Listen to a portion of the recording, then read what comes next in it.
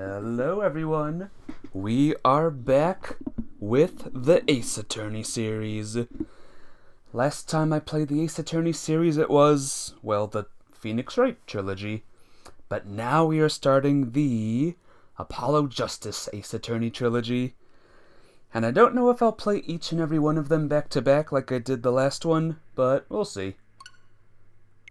Let's go right in and let's see what's going on here with this collection. This collection has a lot going for it, by the way, way more than the other, way more than the first one, which I'm really happy for. But yeah, I'm gonna give it like a couple minutes. I'm gonna wait for peoples to come in. I'm gonna wait a little bit. Once I see people in, I'll be happy. This game supports an auto save feature. Wow.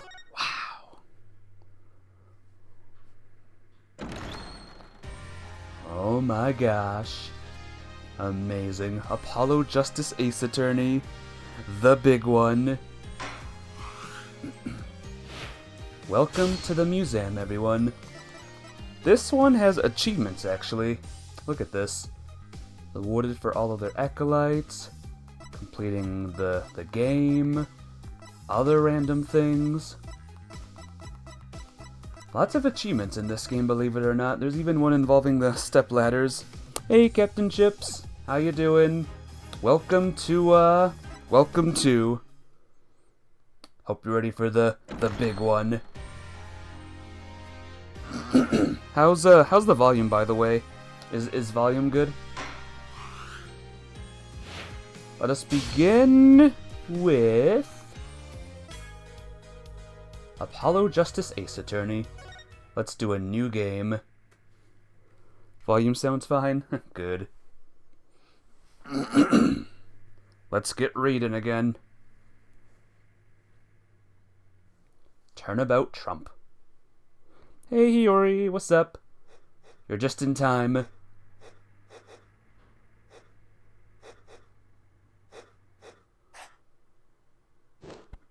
What was that?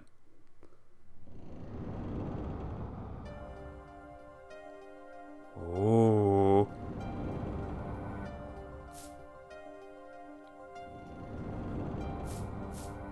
Looks like a poker game's going on. Fancy animations. Showdown time. Yep, welcome to the next the next 3 games. You lose. Arg! Eek!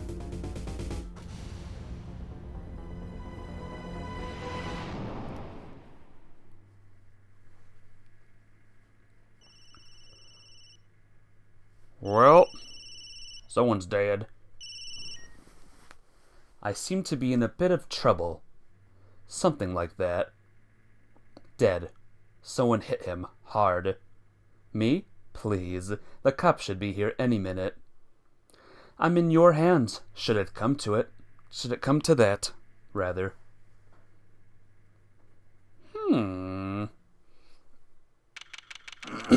April 20th. Defendant's Lobby, number 3. Let's begin. Panicked. Palms sweaty. I can admit it. I'm nervous. I like this music here, too. This music tells me, it's been a while. We're back, baby. Ah, good morning. Oh, hi. Good morning, sir. You look tense, Justice. Wound up tight. Wound up, sir? No, I'm loose. I'm fine. That screeching noise, is that your voice? I suppose it is to be expected. Your first trial, and it's a homicide. I guess justice doesn't start small, eh? I'm fine. I got up at 5 a.m. to do my Chords of Steel voice workout. I'm fine. Ah, that explains it. I did detect a certain rasping quality to your speech. Cough. I overdid it again. Kristoff's looking cool, yep. This is Kristoff Gavin. He's the Mia Fey to, Apollo Justice. As you know, your client today is a good friend of mine. I wouldn't want to let him down, if you get my drift. Drift gotten, sir. I'm all over that drift. As it happens, I dined with him the night of the murder. We can't let this case fall through. Yes, I'm fine, sir. One more thing. Don't say you're fine quite so much. People might take you the wrong way. Gulp. I'll be preparing our case. You might want to introduce yourself to the client. It's like he dies, like, immediately. Well, not really. He's just the Miafe. My name is Apollo Justice. If it isn't clear already, I'm a new attorney, and today is my first trial. Not that I'm worried or anything. The defendant has been accused of murder. My boss wants to help him out, of course, and so do I. I mean, there's no way he did it. Not him. No way. Is this the, client? Whoa. Good, morning. Morning. It's all up to you today. First trial, nervous. Meeting him, cardiac arrest. Ladies and gents. I think I'm supposed to say something. Help? So, you're fine. I'm fine. Ah, Mr. Fine, is it? I did remember you having an odd name. Well, we're off to a great start. Are you sure you're okay? I mean, with me? Mr. Gavin is a top-notch defense attorney, and he's your friend, so why... You'll see. You can do it. Be confident. I'm really sorry this happened to you. I mean, It's time, shall we? Yes, sir. So who could this guy be? Okay, I need to focus. First trial, here comes justice. Into the courts once again, guys. Here we go. It's a little bit different, as you can see. The court is now in session.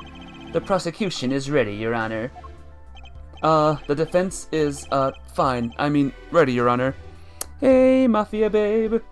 Welcome to Apollo Justice Ace Attorney. There's been a murder, and, we're defending someone, and we have a friend to help us out. But how you doing? It's good to see ya. Mind going blank. Don't panic. Too late. Your name was Mr. Justice?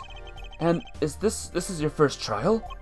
Yes, Your Honor, but I'm fine, really. Are you quite sure? Your voice sounds a bit strained. Cough. Ahem, Mr. Gavin? Yes, Your Honor. I was under the impression that you would be heading up this case. That was my intention, yes. However, a defense attorney must always see to his client's wishes, and my client specifically requested Mr. Justice. Just got home from seeing the play your school did. Ooh, what play was it? Well, of course he wants justice, but to entrust his case to this greenhorn? Why? I do not exaggerate when I say that you're the best defense attorney in town, Mr. Gavin. Okay, so Gavin's got child experience, fine. But does he have cords of steel? Annie? Good old Annie. I hope it was good. Then let's begin. The defendant may enter the courtroom. Here's the defendant this time, Mafia babe. Does he look familiar? This is truly an unfortunate turn of events. I'm sorry we had to meet again under these circumstances. Long time no see, Mr. Wright. Let's just put the past behind us, shall we? These days, I'm merely Phoenix Wright, piano player. It's Phoenix Wright.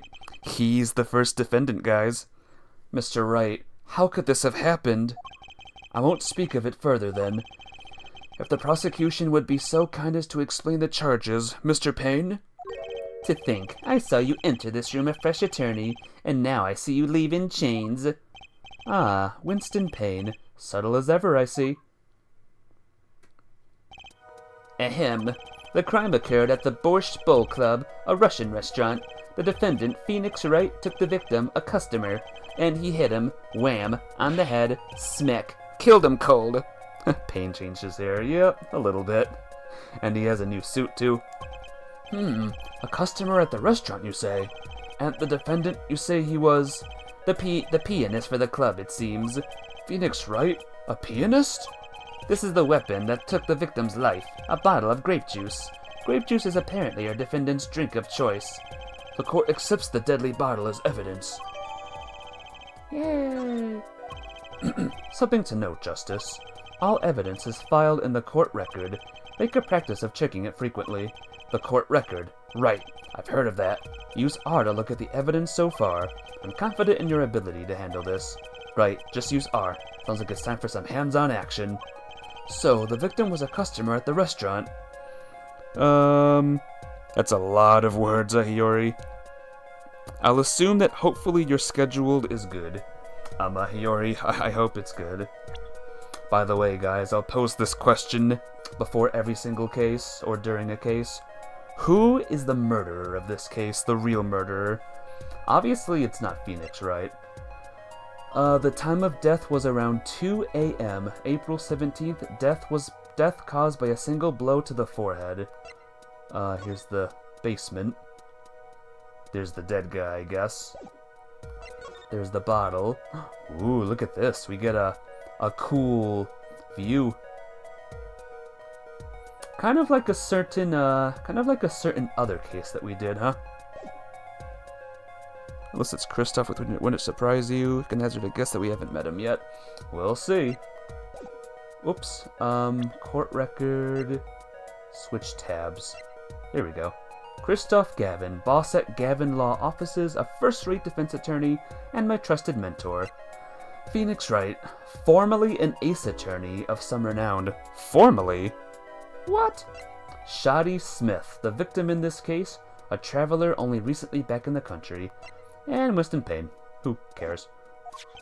But just who was this, Shoddy Smith fellow? We believe he was a traveler, Your Honor. A traveler? According to his passport, he has been out of the country for a number of years. He has only returned to this country recently, though his place of residence is unclear. And he had some sort of connection with the defendant? That, too, is unclear at present, Your Honor. We believe they first met at the Borscht Bowl Club on the night of the crime. If they had only just met, then why murder? Perhaps the victim slighted the defendant's piano playing? That doesn't appear to have been the case. No, the motive had nothing to do with the defendant's lack of playing skill. At least not piano playing. I'll let this photo explain what I mean. As we can see, a game of poker was in progress at the scene of the crime. Wait a second. Isn't poker gambling? That's a crime in and of itself. Indeed, it appears our defendant has fallen to become the basest sort of criminal. It is true that the defendant was engaged in a game of poker with the victim, yet it was only that, a game, in the purest sense, a competition, Your Honor. Competition? Yes, a test of wits, a silent clash of passions. Only the cards, their backs wreathed in blue flames, know its final outcome. Come again? The cards on the table had blue backs, Your Honor. I believe the defense was waxing poetic in an attempt to mystify those present and impress women. That will be our first order of business here, then, to find out more about this fatal game of cards. Very well, defendant. You will testify to the court about the poker competition held the night of the crime. My pleasure. This is it, my first trial. Here goes nothing.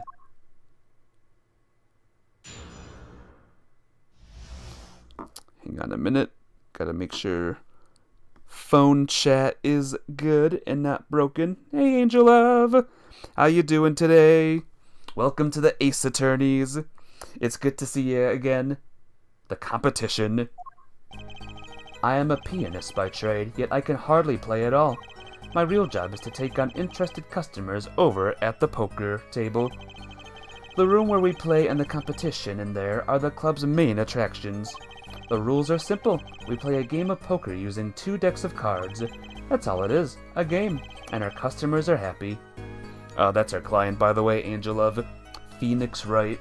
He looks a little different in this game, huh? A pianist who can't play piano? Better than a defense attorney who can't defend.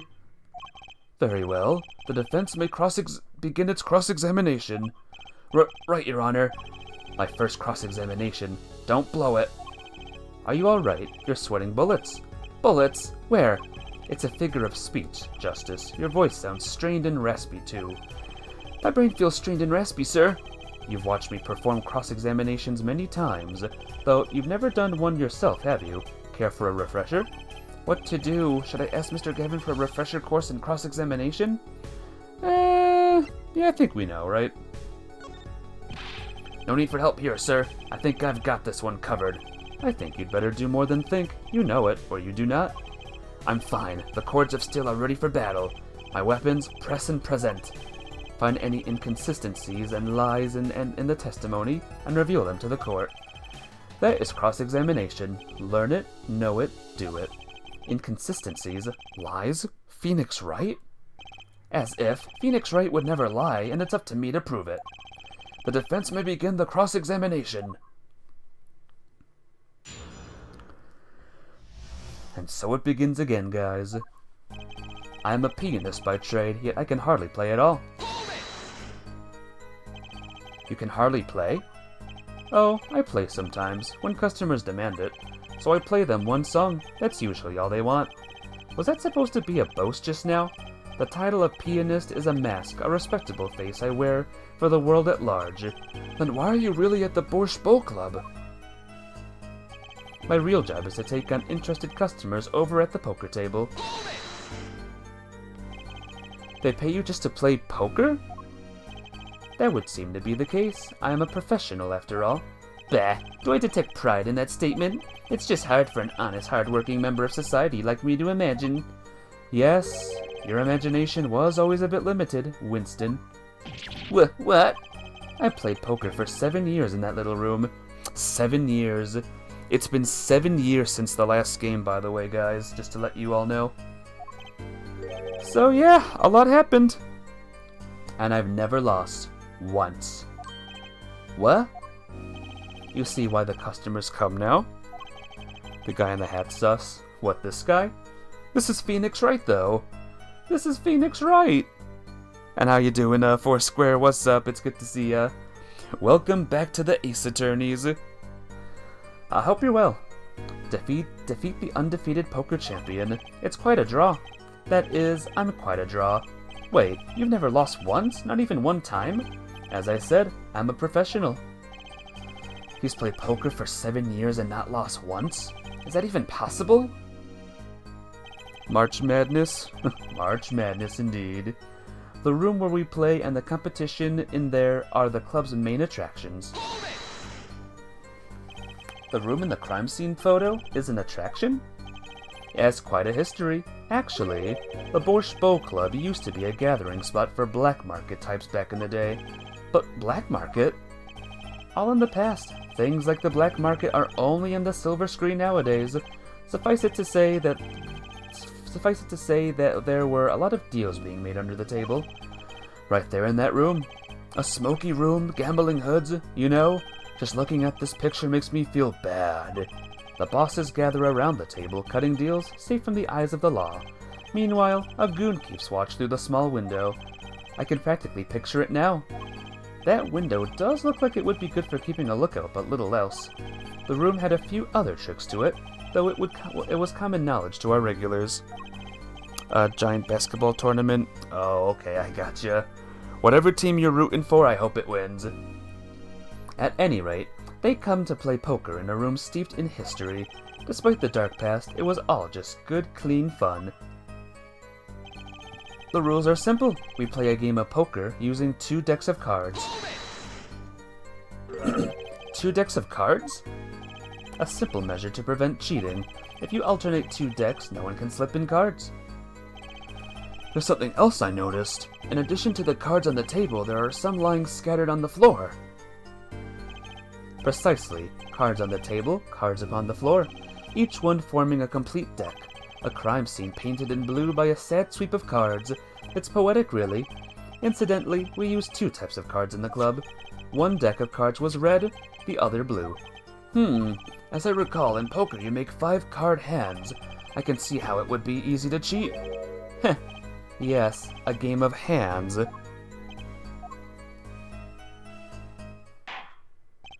This competition you're talking about, I believe the court understands the nature of the game sufficiently. That's right. It was a simple game, after all. Are you sure? Huh? People are not murdered over simple games, Mr. Justice. Defendant, you were in the room the very moment that crime occurred, yet you claim no connection to the crime? Now that's strange. What's strange? I was testifying about the competition that night. Asking me about the crime at this point is against the rules, Your Honor. Of course, I expected to hear a cry of objection from the defense. Arg, I completely let that one slip by. Don't despair yet, Justice. Sir? Right? There's something I'd like made clear, namely your connection to the case at hand, and I'd like to hear it from you. Sure, why not?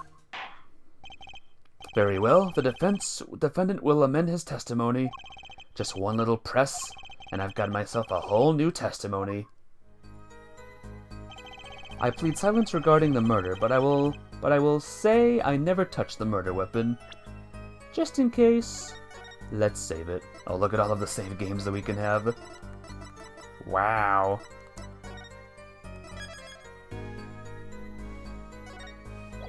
Alright, look at all of this. Audio, gameplay, reader, oh, story mode. Story mode is a new mode. I can actually turn this on, and the game can do the game plays itself pretty much. Consultation, correct evidence a few times. You will have the option to consult. That's pretty cool. I will never say I never touched the murder weapon. There's the defendant, Mr. Wright's prints. Hoo hoo! Objection! Oh, opening objection. So you say you didn't touch the murder weapon, this grape juice bottle? Right. So I said. Something the matter, Mr. Justice? Hee hee hee. Look at his hair. Too bad our new defense attorney never learned how to play dumb. What's this, Mr. Payne? I examined the bottle in question, you see, and it was covered with the defendant's fingerprints. Objection! No need to shout, Mr. Justice. I can hear you just fine. Excess yelling can damage the judge's ears and our case. But what about my cords of steel? Anyway, what's so strange about fingerprints on a bottle in a restaurant? Well, that's true. The prints alone don't prove it. Oh, they wouldn't prove a thing if they were normal fingerprints. Huh? But the fingerprints on the murder weapon were upside down. Upside down? What does that mean? It means he was holding the bottle inverted, and there can be only one reason for that.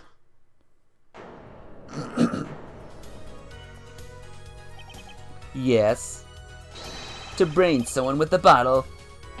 Arg!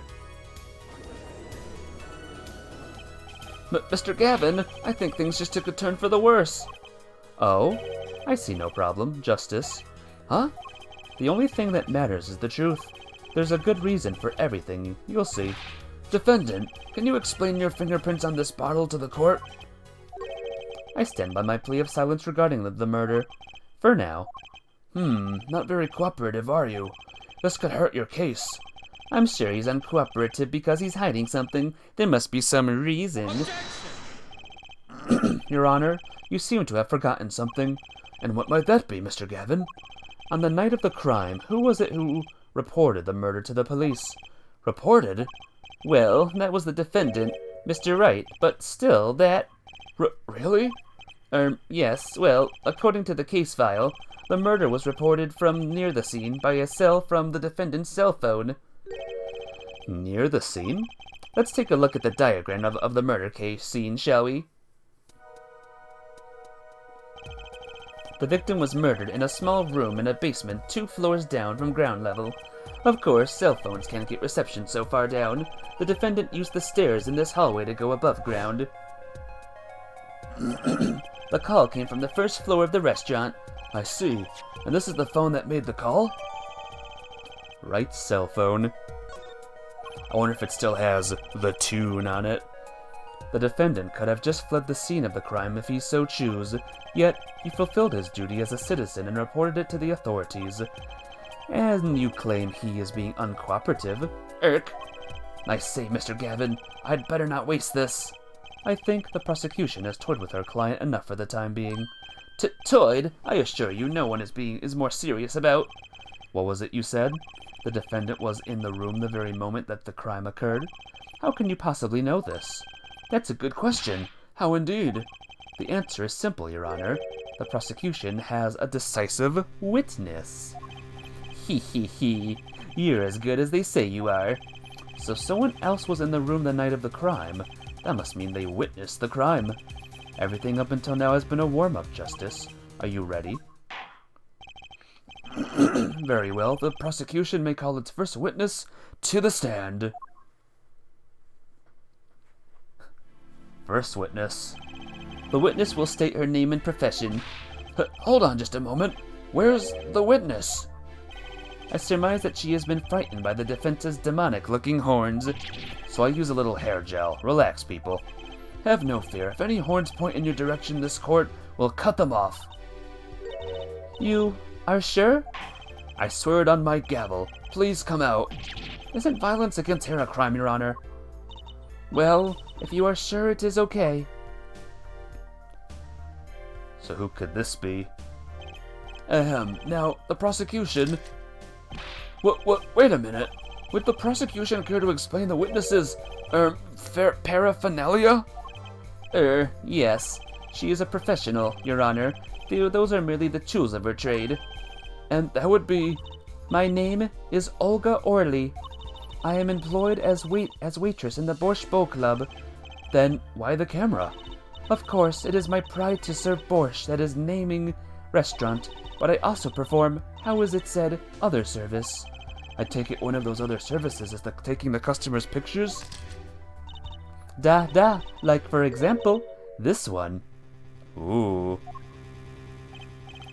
That's the defendant? Indeed, on the night of the murder, man in white hat is one who has gone kaput. Indeed, that is the victim. What do you all think of this girl, by the way, guys? What do you all think of her? Order! This is quite a piece of evidence to casually drop into our laps. It is same way that I drop cold bowls of borscht on laps of customers, casually. Then the court will casually accept this new evidence.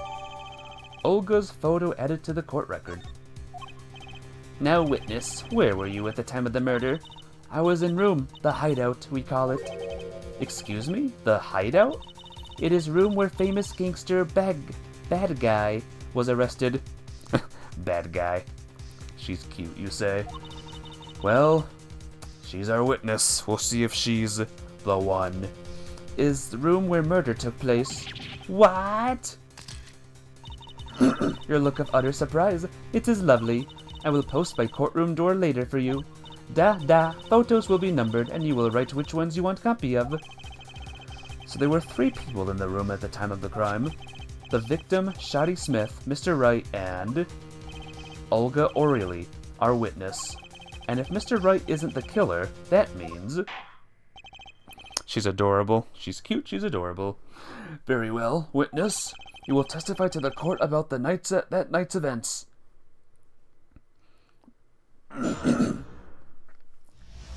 And here we go, that fateful night. That night, customer asked me to deal cards for a game. It was cold, both players played with hats on, The victim, he plays whole time with hand on locket at his neck. Then, last hand is done, but something terrible has happened, That man flew at victim and is strangling him to death. Incidentally, who won the game? Isn't it obvious? The winner was the victim, Mr. Smith. That's ridiculous. Because Mr. Wright can't lose.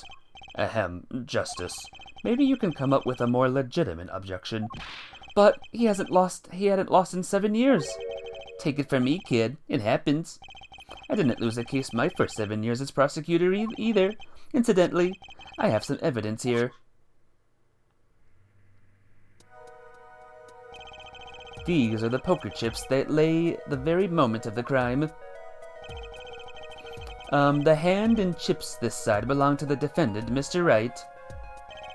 Those on the far side belong to the victim, Mr. Smith. Chips, you say? Captain Chips? Duh, I mean, yes, imagine that poker is war. Your hand is your army, and the chips are the spoils. I know that. After all, in my youth I was known as the poker head of courtroom number 3. I think he means poker face. Looking at this picture, it does seem that most of the chips are on the victim's side of the table. Objection! Hey, Stars Over Hyrule. Welcome to the stream. Welcome to the first case of this game. Very well. The defense may cross-examine the witness. Hope all is good. That night, customer asked me to deal cards for game. You were dealing cards? Do you do this often? Duh, I am doing this. If customer wishes it, I serve anything. Borscht, cards, more borscht. It is my work. It's good to hear a place that hasn't forgotten the meaning of service. Welcome you to Borscht Bowl Club, where borscht is as warm as the waitresses. Thank you for not handing out flyers during the cross-examination. It was cold. Both players played with hats on. Da. It's already April. How could it be cold? At Borscht Bowl Club, we have pride on authentic, rustic Russian restaurant theme. Outside, it's a city in spring, but inside it is always as cold as Mother Russia. No way am I going there. When it comes to hot borscht, cold is best seasoning, da? I don't think I would want to go to that restaurant, to be honest. The victim, he plays whole time with his hand on locket at his neck. His locket? I believe it was good luck charm, da? He gripped it many times as he played that night. Yes, he must have felt as though he might carry him to the moon and the stars. Well, if it were small enough to fit around his neck, it wouldn't have much lift. The defense would like a clarification. This is a locket we're talking about? Going your head hurts. Bye, Angel Love. See you, hopefully, tomorrow morning. I mean, a pendant with a picture in it, right? Not a rocket? Of course, I knew that. It was probably a pendant shaped like a rocket. That's why she called it that. No, a locket's a locket. It doesn't matter what shape it's considered bad form to poke fun at the hard of hearing in our society. Hard of hearing or hard of understanding? So, what happened next? Then, last hand is done, but something terrible has happened. Da. Something terrible? Eek! The defense will refrain from needless shouting. Sorry, I need to seriously reconsider this vocal training thing. Now, Miss Orley, can you tell us what happened? Oh, I was so frightened. Da, I trembled with fear. That man flew at victim and is strangling him to death. But the defendant would never do such a thing. Eek! Well, now, I can't say I've ever heard the defense try this tactic. If possible, please refrain from embarrassing me. Still, why would anyone do something like this over a game of poker? Perhaps it is because defendant has lost game? Yes, a crushing defeat for a man undefeated. So it always is with men like him. Winners make sore losers. Oh, how the mighty fall. Go ahead. I believe you know what it is you need to do. Right, sir. Leave it to me. There were only 3 people in the room at the time of the murder. The victim, Shotty Smith, Mr. Wright, and if Mr. Wright isn't the killer... I've got you now, Orley. Better save it, just in case it's wrong. You know me and my saving. Strangling him to death, caused by a single blow to forehead. Huh. Objection! Oh, really? Strangled, you say? That's odd. Da, normal customers only choke on borscht. No, I mean this report shows that the victim died of a blow to the head. Eck! Miss Orley, really now, did you witness the crime? Eek!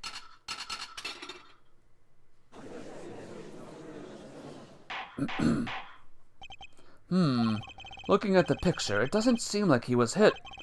He's still wearing his hat and everything. Yet, it is a fact that he was hit, Your Honor. Oh. Here's a photo we took of the victim with his hat off during our investigation. Well, that's quite shocking, isn't it? This head certainly was hit. But I have seen it happen. The defendant, he lunged at victim, his neck. Oh really, Miss Orley? I think I've caught you in your own lie this time. Justice, I admire your enthusiasm, but perhaps you should think this through once more. What do you mean? I found a contradiction. There's one thing in her testimony that troubles me. Very well. It seems we should continue the cross-examination. There's such a thing as a thinking too much. This horse is dead. Let's stop beating it. There's such a thing as thinking aloud too much, too. That night customer asked me to deal cards for game. Cold. Victim. Then last hand is done. The victim, he plays whole time with his hand on locket at his neck. Real quick, let me, save it here. Locket on his neck, huh? Do you guys see a locket on his neck right now? 'Cause I don't. Objection! You know, there was one curious part in her testimony, just like Mr. Gavin said. But what does it mean? Mr. Justice, would you care to explain what it is you're thinking so intensely about? Recall the testimony, Your Honor. The victim played with his hands on locket at his neck, I believe she said. I hope you aren't about to raise an objection to the witness's grammar. No, but look at this photograph. Do you see a locket on the victim's neck? Well done, Justice. I'm impressed. I knew you'd be able to handle this. But what does it mean? If we are to believe this witness's testimony as is, then the locket disappeared following the victim's death. Lockets don't just disappear, Your Honor. It's quite simple when you think about it. If the locket is gone, someone must have taken it off. No. Taken it off? Wait, you don't mean the defendant wasn't strangling the victim at all. He was taking off his locket. Wouldn't that explain it? Ah, Irk. Defendant, what do you have to say to this? Say? Yes. I just noticed this, but you have something hanging around your neck, don't you? Uh-oh. Oh, you mean this? Yes, it is a locket with a photograph inside.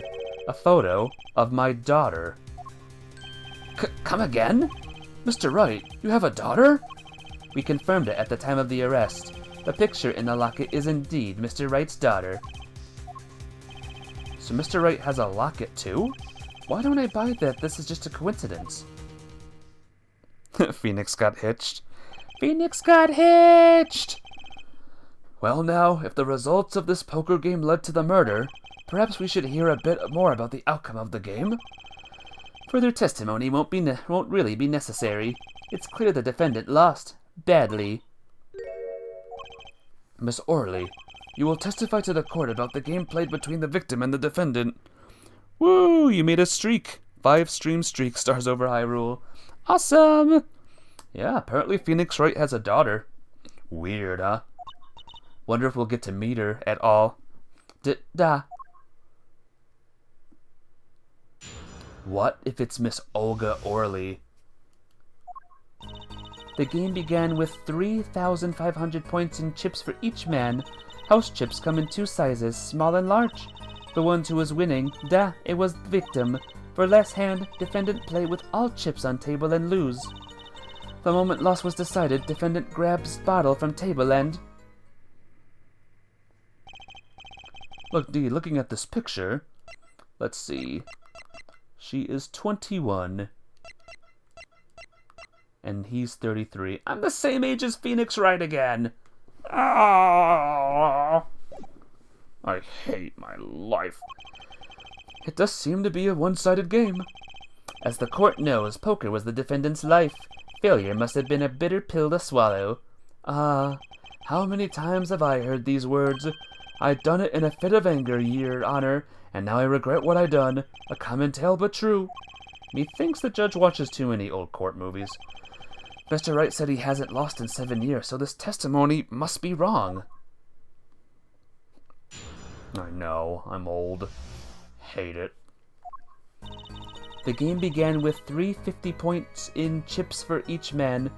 Or 3,500 rather. Are those the usual starting points? Were any special rules used? No, not special. Usual game, usual rules. if each man began with that many points, then the total would be, exactly 7,000 points. Please, this isn't calculus. It's not even long division. House chips come in 2 sizes, small and large. Are the chips in this photo all the chips that were used? Da, of course. Something's fishy with these chips. Should I press harder? Yeah. Maybe you could explain a bit about these chips. Explain? What is there to be explained? Poker chips are poker chips. They're not fish and chips. Not a chip off the old block. Not a motorcycle cop or a... Thanks. Now that I pressed her, I better ask something. What are these chips worth? Are they in dollars or rubles or even? Yet, as I had been saying before, it was game, not gambling. Hard perhaps for capitalists to understand. 2 types of chips, 100 points chips and 1,000 point chips. It is not money, justice. Sir, don't you find her comment interesting? In more ways than one, sir. I'd have her added it to her testimony myself. Well, does the defendant want the witness to add to her testimony? Yes, I do think this deserves further scrutiny. Add it to the testimony. I wish I knew where I was going with this. Very well, witness, if you would be so kind. Your Honor. One kind of chip is worth 100 points. The one other kind is worth 1,000. 2 kinds in all. Alright. Does anyone see a problem with this statement, maybe? If you look at this picture here. Something tells me the points aren't adding up.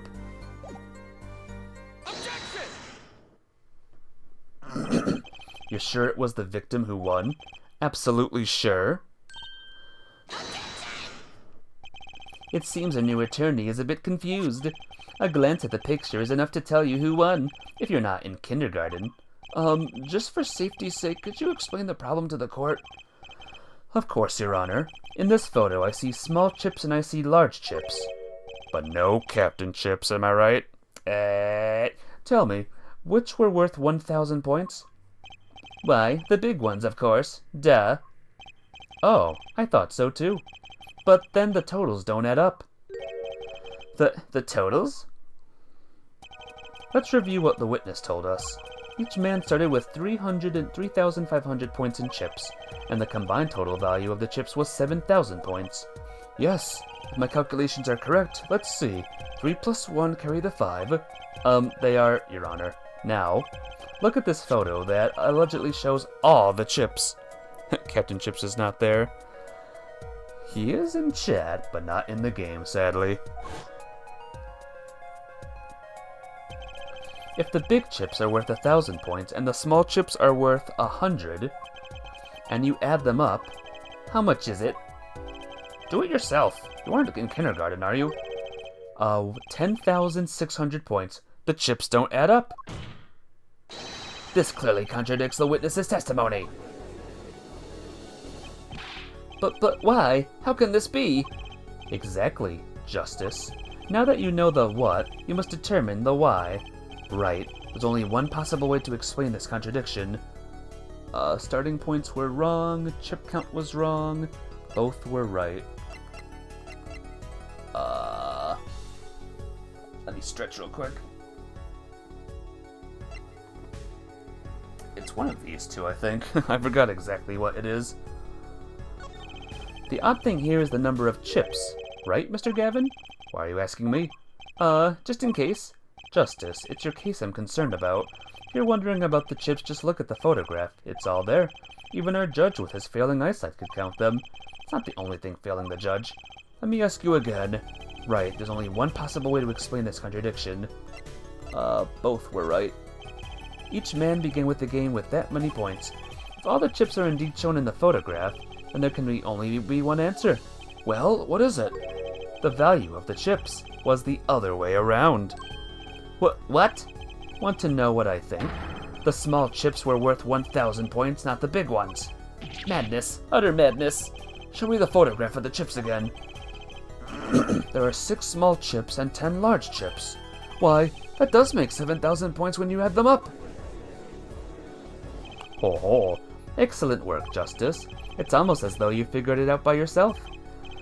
Well, I'm just glad I was the one who said it. But wait. The value of the chips may be different, but that changes nothing. Indeed, the victim did have the larger number of chips still. Ah! Exactly. If the small chips are 1,000 points and the large chips are 100, let's do a little math. Add up the points for each side on the table.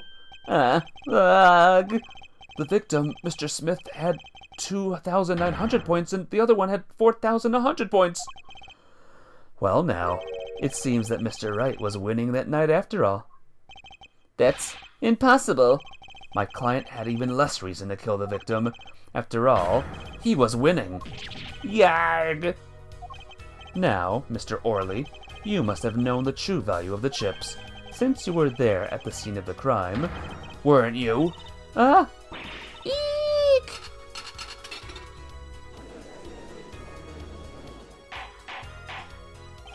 Order! Order! It appears our defendant has lost his motive, and Mr. Wright's supposed defeat never happened. We must now ask ourselves whether we can trust the witness's testimony. Excuse me? What is it, Miss Orley? I did not want to be saying this, but actually, you see, See what, Mrs. Orley? What do we see? In the last hand, there was cheat. Uh-oh. A cheat? You don't mean a trick? Wait, or do you mean a scam? They're all the same thing. Yes, there was cheat in last hand. That is why game ends with chips as they are. Great, just great. First we have lying and now cheating. Well, this case certainly has taken a turn. Further interesting. Witness, you will please testify to the court. Tell us about this cheating in the final hand. Oh boy. The last hand, both men had full house. There is 4 of each card in deck, from ace to king. If you look at both men's hands, cheat is more obvious. The next moment, game becomes argument. The defendant's trick was exposed. He took bottle in hand. Poor Mr. Smith. Miss Orley, why did you not tell the court about this from the very beginning? I thought I smelled a cover up here. Well, folks, it's time to throw back the covers. A full house is a very high-scoring hand. Not easy to make in my experience. That alone is enough to suspect less than scrumptious tactics. Mr. Gavin, what's a full house? Lawyers these days, you don't know your poker. I can't say this bodes well for your case or career. What is this, some kind of secret court poker ring? Justice, you know the terms 1 pair, 2 pair, and 3 of a kind, yes? Yeah, no problem. 2 cards with the same number makes a pair, and 3 makes a 3 of a kind. Good. Now picture a hand with 1 pair and 1 3 of a kind. That's a full house. That doesn't sound very easy to make, does it? You can see each player's hand in this photo. Wow, they both have full houses. You forget there's an easy way to make a full house and go undefeated for 7 years. You cheat. The defense may cross-examine the witness. If he did cheat in the last hand, that still leaves one important question. Mr. Wright lost that hand. Who's ever heard of a professional con man losing when they cheat? Ace of Spade looks kinda odd. Maybe that's just how the card looks. This is 2000... whatever year this is now. The last hand, both men had full house. Just how hard is it to make a full house anyway? It is quite hard, It making a pair and a 3 of a kind at the same time. I guess that's right. Very difficult to be sure. You can take my word as the poker head of courtroom number 3. Very difficult, but is not impossible. Okay, full house, hard, this line of questioning, a waste of time. Plans for your other stream streak? I wish you luck, Hiyori, you can do it. Sounds like a tough job, but you can do it. There is 4 of each card in deck from ace to king. 4 of each card, you say? Da, there is 1 spade, 1 diamond, 1 heart, and 1 club for each card. It is interesting fact that this number 4 comes from number of seasons. Huh? You don't say.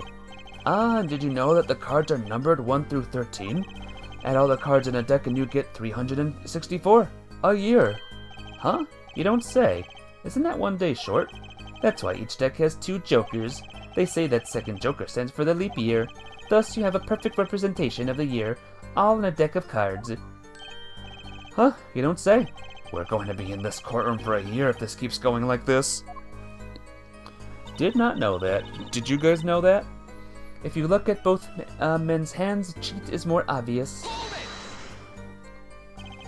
How was it clear? Da, well, the defendant, he played a 5th ace. A 5th ace? You did not know that either. I still remember both hands very well. Mr. Smith's hand had 3 aces. And Mr. Wright's had 2. Obviously, cheating was afoot, or perhaps I should say, a hand. There's a big thing in Tarot about that. Oh, is there? That's cool. Your Honor, perhaps this can be added to the testimony without Mr. Payne's joke. Very well. The witness will add this detail to her testimony, please. Mr. Smith's hand had 3 aces and Mr. Wright's 2. It is 5 aces in all. Do I have the cards? I don't think I do. 5 aces in all. They both have an ace of spades, but there were blue and red decks. It was a double deck of poker. A double deck. A 5th ace? Da, it should not exist. No, I still remember both hands very well. Mr. Smith's hand had 3 aces. And Mr. Wright's 2. Well, where did this card come from then? Perhaps we should ask the defendant that very question. Adding cards to a deck is no less serious of taboo than forging evidence in a court of law. Nah. Now, perhaps it's time for you to say something, Justice. You bet. No intention of staying quiet. Not me, no sir. Better find some contradicting evidence fast. Super sleepy? Aw, I'll see you later, Mafia babe. Have a good night, alright? See ya! The next moment, game becomes argument. Da, the defendant's trick was exposed. Do you recall what the men were arguing about? Da, I believe so. The victim, he shouts, "You are cheater," and then the defendant shouts something like, "I have objection." Shouting objection, eh? Old habits are hard to break. First he bluffed his way through the courtroom, now he bluffs his way through life. However, Mr. Wright lost that hand. That seems to cast a shadow of a doubt on Mr. Smith. Humiliation from losing, even when cheating, that is what set fire to the defendant's heart. So what did the flaming defendant do next? Took a bottle in hand, poor Mr. Smith. I guess we have to do the thing here. 5 aces in all. Alright, that's no good. Let's try this one, I guess. Ah. It appears the witness is mistaken. Mistaken? But my name... Look, this piece of evidence clearly contradicts what you said in your testimony. That's the photo of the chips, is it not? Justice, perhaps you ought to explain your point in a way that the judge can comprehend. In other words, use your finger to point out your point. Yes, please point out the contradiction in this photo. What particular point contradicts the witness's testimony? I see 3 kings here, not 3 aces.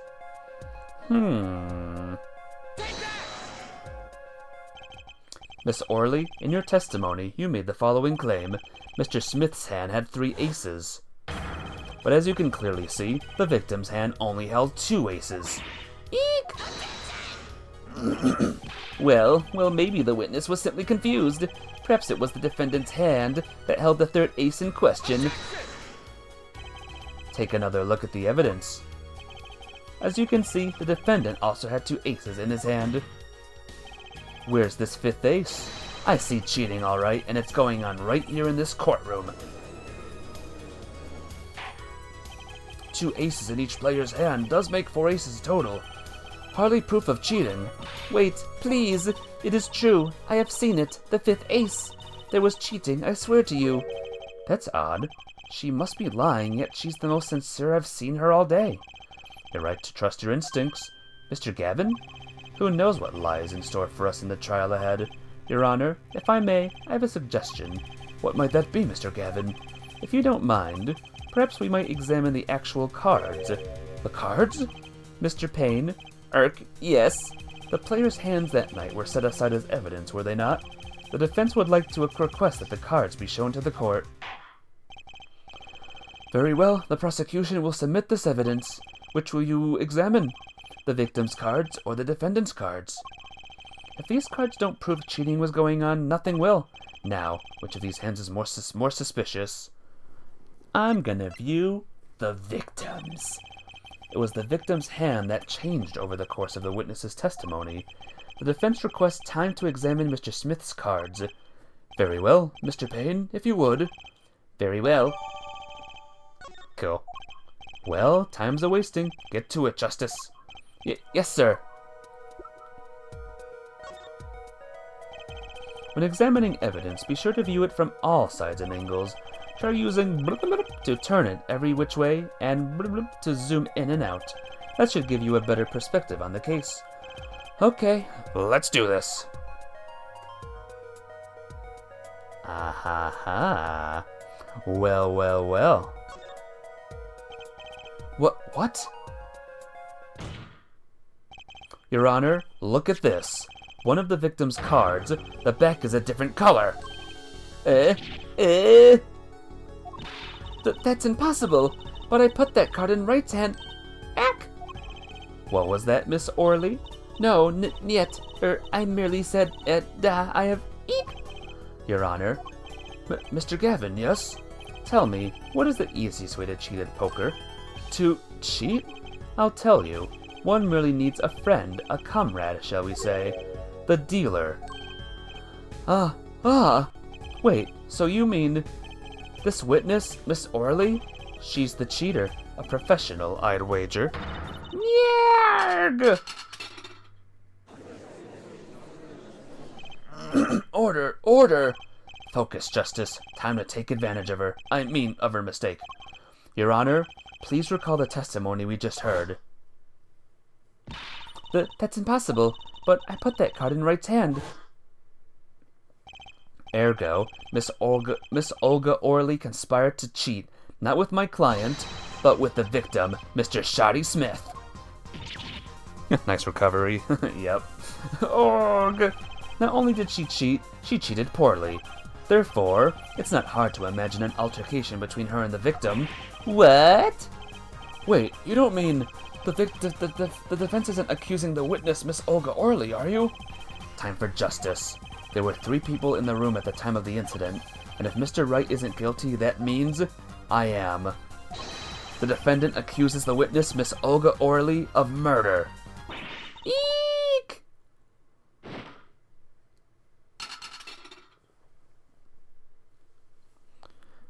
Order, you'll have a chicken sandwich. No, wrong kind of order. Stars over Hyrule. Oh dear. Mr. Payne, where is your witness, Miss Olga Orley? It appears she has lost, consciousness, Your Honor. Mr. Justice. Your Honor, it seems you presented a new possibility to the court when suggesting a connection between the witness and the victim, Mr. Smith. And that means this court cannot pronounce a verdict for the defendant at this time. Nick, what? I did it. I held out. Darn. I see no point in prolonging the trial this day. The prosecution will need to make further inquiries. Objection! Oh. Oh. Mr. Wright? You can't end the trial here, Your Honor. Not yet. What nonsense is the defendant spewing now? Think. One of the cards had a different colored back. Don't you wonder what it means? What are you doing, Mr. Wright? Raising objections right when you're about to get off the hook? Ridiculous.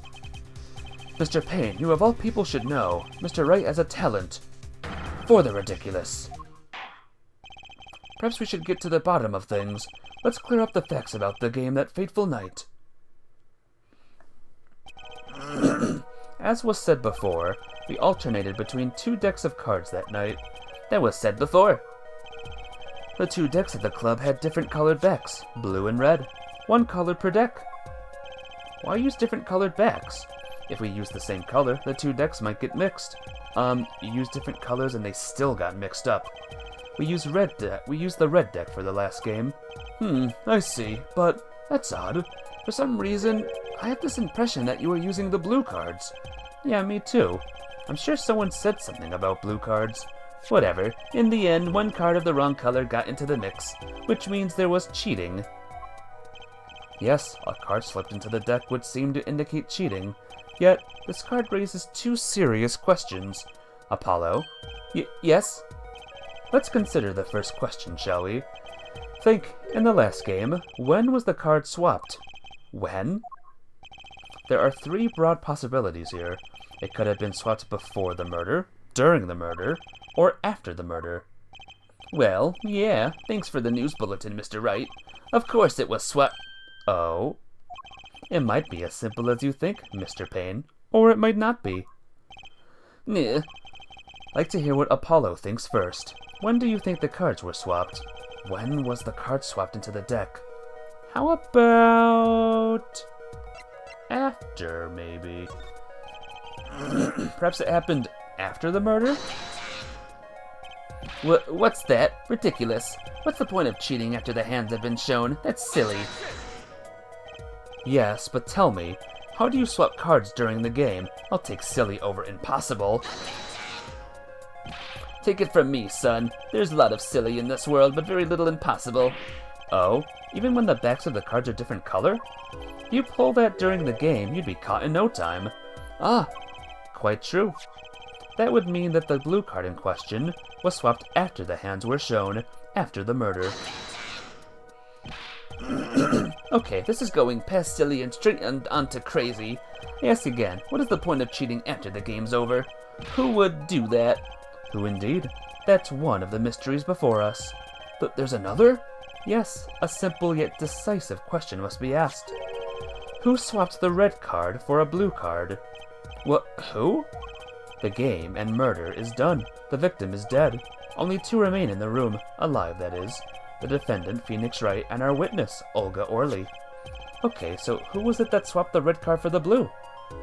Phoenix Wright... Olga Orley, right? Surely? Or could it be someone else? The one who swapped the cards wasn't Mr. Wright, of course. And, well, it doesn't seem like it could have been Olga Orley either. What are you suggesting? That's hardly a logical conclusion, I'll admit. As the defense, I think it only makes sense for you to name Miss Orley at this point. Yes, I know. But she was the one who dealt the cards, right? I just can't believe she would make the mistake of swapping the wrong color card. If the card was swapped during the game, it'd be obvious. Heh. Something you'd like to share with the court, Mr. Wright? Oh, my apologies, Your Honor. I was just thinking how much fun all this is. Fun? How about confusing? I have no idea what the defense is claiming, Your Honor. If the one who swapped the card wasn't the defendant and it wasn't Miss Orley, then who was it? Yeah, well, that is a question, isn't it? Precisely. Huh? I believe we're about to see this case take a new direction. A new direction? We'll find that, indeed, after the murder, someone swapped one of the cards in the victim's hand, and that someone made 2 critical mistakes. I'm sure you're going to tell us the first was swapping the wrong color card, because the one who did the swap didn't know 2 colors of cards were being used. The other mistake was the number on the card. Right. The person replaced the 5th ace with the king. I'm sure whoever swapped it wasn't expecting there to be a 5th ace after all. All they knew was that the game had been won with a full house, so they picked up a king from the table and swapped it in. But there's one problem. According to our case record, this person doesn't exist. True, not until now, but you have to admit the possibility of a 4th person. Though it's more than a possibility. There was someone else there that night of the scene of the crime. What? I believe the judge spoke truthfully earlier. You do make trials ridiculous, Mr. Wright. This trial has proceeded on one central assumption, namely, that at the time of the incident, there was only 3 people in that room. I believe this new evidence, shall we say, overturns that assumption. The problem is that you chose to conceal this information from the court. I suppose that is a problem, yes. Court is adjourned for a brief recess. Mr. Gavin, I'll see you in my chambers during this recess. Certainly, Your Honor. Very well, this trial will resume in 20 minutes. Leave it to Phoenix to throw a wrench into his own freaking defense. Yep, that's Phoenix Wright for ya. That was quite unexpected, Mr. Wright. To suddenly claim there was another person at the scene of the crime like that. I must ask, is it the truth? Well now, I think you would know the answer to that. Being mysterious, are we? Sadly, I have no time for mysteries. I'd only ask that you leave the defending to your defense in the future. Otherwise, I cannot guarantee the outcome. I see you haven't mellowed out one bit, Kristoff. Justice. Yes, sir? The judge has summoned me to his chamber, so carry on without me. You did well, Apollo. Can I ask you something? Sure. That locket you wear, is that really yours, Mr. Wright? You're wondering about the victim disappearing locket. Here, you can take a look at it. That's a picture of my daughter in there.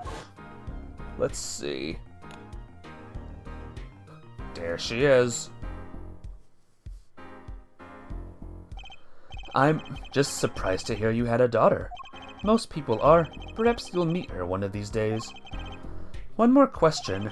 The one who cheated that night, was it you? What do you think? Huh? You know what happened 7 years ago. What I did. Cute little thing. Yeah. Wait till you see. It's not unreasonable for you to think I might cheat. I never, honest, but... It is odd that he managed to go undefeated for 7 whole years. Want to know something? There's only one game where you can be dealt bad cards all night and still win. Poker. Eh? You see, poker is all about reading your opponent. In that way, it's a lot like a court case. Poker is like a trial law? Figure out what your opponent is thinking, and you win. Well, yeah, but that's harder than it sounds. I think not. Try as they might to conceal it, everyone reveals their true thoughts in the end. Their body languages can become a valuable source of information. You're kidding. That witness, for instance, Miss Orley, she would touch the back of her neck during certain parts of her testimony. Did you notice? No. Come on, who noticed that? Words, habits, twitches, it's all information for their reading. That's the secret to winning, Apollo. Someone taught me, and now I pass the secret on to you. But I'm not worthy. I mean, there's no way I'll pick up on these signals. No, you can do it. Huh? You just don't know it yet. What's he talking about? But you will, soon. Almost forgot. One more thing, about this case. You should know, I haven't told the truth to anyone yet. What? I knew it. I have my reasons, of course. All shall be revealed. And Apollo, I need you to be there, defending me. I need your power. My, power? I had no idea my cords of steel were that special. It's time. The real trial begins now. Do your best. So, what is Phoenix Wright talking about?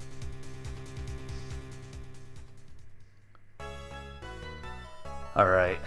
During these streams, it's going to be a little tough to say what Disney movie I watched last night, so I'll do a little reveal of what I watched last night during these moments.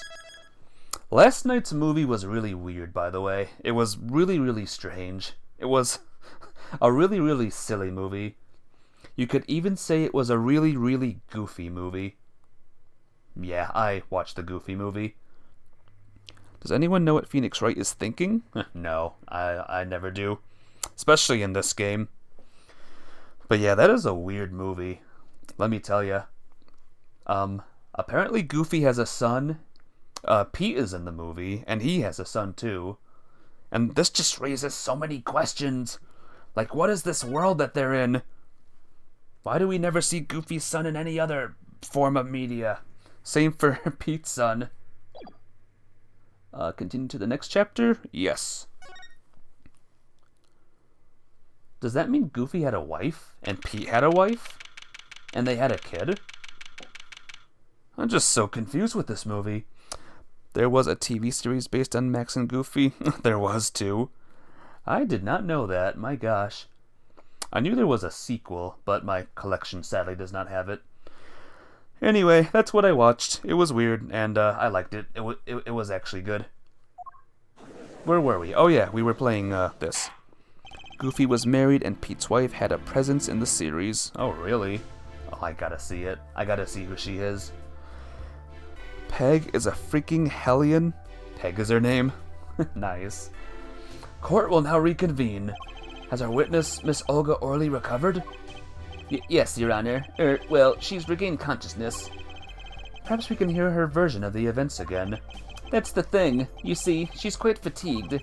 You're looking for a bit fatigued yourself, Mr. Payne. Sadly, fatigue is insufficient grounds for refusing to testify or prosecute. The defense would like to request that Miss Orley take the stand. Very well. The witness will take the stand. Perhaps you could repeat your name and profession. Or perhaps you'd rather admit that you're a poor liar and a poor loser. Nah. Not. Whoa. Name's Olga Orley. That's the truth. I'm a pro dealer. People call me Olga Quick Fingers Orley. Oh really? Want to know something else? I'm not really Russian, and my last name sounds like oh really. There, that's the truth. I hope you're satisfied. This is a big twist, huh? Witness, you will tell the court what you were really up to on that night. Fine, I'll talk. We had a plan, see? Let me remind you that you are currently under oath. Any further fabrications will have serious consequences. Fine. What do you think, guys? Do we have our murderer? Now that she's revealed her true form. Like I said, I'm a pro. That guy Smith hired me to do what I do best. I was planted at the Borscht Bowl Club several days prior to the night of the game, as a waitress. So you were in cahoots with the victim. Not that he needed my help. Smith is a well-known poker player in some circles, but winning wasn't the main purpose of this game. It was about destroying a legend, the unbeatable Phoenix Wright. The plan was simple, elegant, really. You see, we set up a trap of sorts. I was to plant a card in Wright's pocket beforehand, and then deal 5 aces during one of their games. When their hands were revealed, Smith would call him out and search Wright. He would then pull out the planted card and the trap would snap shut. You swapped the cards! Exposed as a cheater and losing on top of it, it would have made a great double play. Just like that, the legend would be dashed to pieces. Indeed, getting caught red-handed at cheating would cast doubt on all his prior wins. A 7-year legend destroyed by one little card. That was the plan. Oh really, Orley? How droll. But it appears you made quite the mistake. A mistake? I agree. The trap was elegant. Yet, what happened to that planted card? Hey, that's right.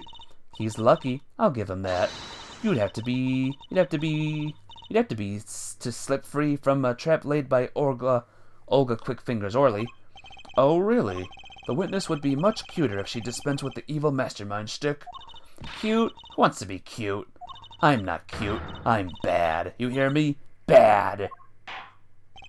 When you're through being bad, perhaps you could testify to the court. Tell us about this trap and how it was sprung. What a twist! The best laid traps. That night, I planted the card like I was supposed to, and Wright lost the last hand just like he was supposed to. Then Smith searched him. But the planted card was gone. The trap failed. The next moment, Wright picked up a bottle and swung it. It wasn't me who hit Smith, it was that no-good cheating defendant. Surprisingly frank testimony that still leaves us mostly in the dark. The trap was perfect, I tell you, perfect. if that rotten cheater hadn't messed it up. Look who's talking. Well, the testimony, for what it's worth, is all yours, Mr. Justice. With witnesses like her, who needs criminals? And with defendants like Mr. Wright, who needs prosecutors? I know, right? That night, I planted the card like I was supposed to. This planted card, which card was it exactly? The trump card, the 5 of hearts. Let me guess.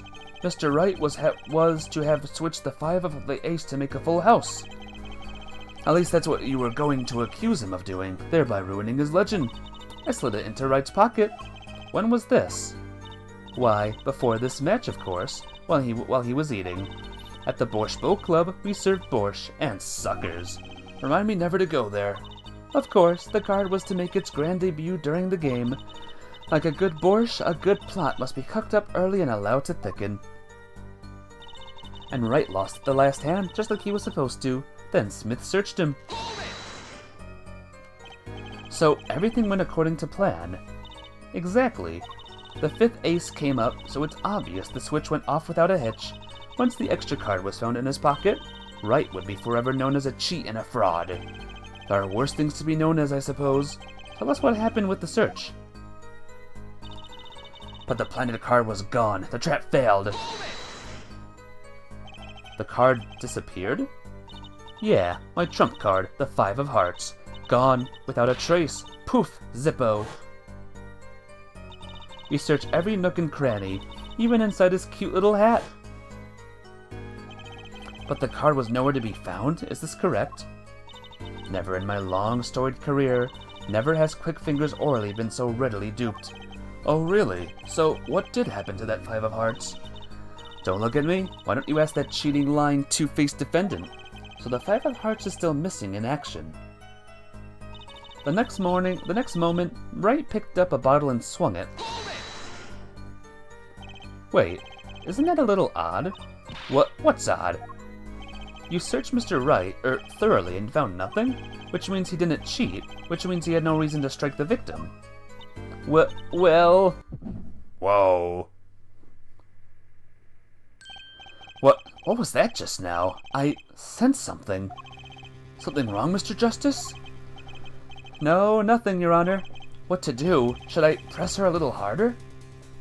What was that, guys? Miss Orley, you're hiding something. What are you talking about? You? Me? Quick Fingers Orley, hiding something? Hold it! The defense will refrain from baseless accusations. I have one question for the witness, then. You say you saw the moment the defendant hit the victim? Is this true? Of course it's true. I did see it, honest. I saw it when Wright hit him. Oh. With my own eyes, I saw it. What's this weird vibe I'm getting? That witness, for instance, Miss Orley, she would touch the back of her neck during certain parts of her testimony. She looks like the villain from the Shantae games. Maybe she's a Shantae villain. Did you notice? Touching her neck, was it? Whoa. Whoa. Whoa, what's going on? This sensation, it's coming into focus. There, that twitch, it's so clear. It's like I could perceive her habit like I couldn't before. Gotcha!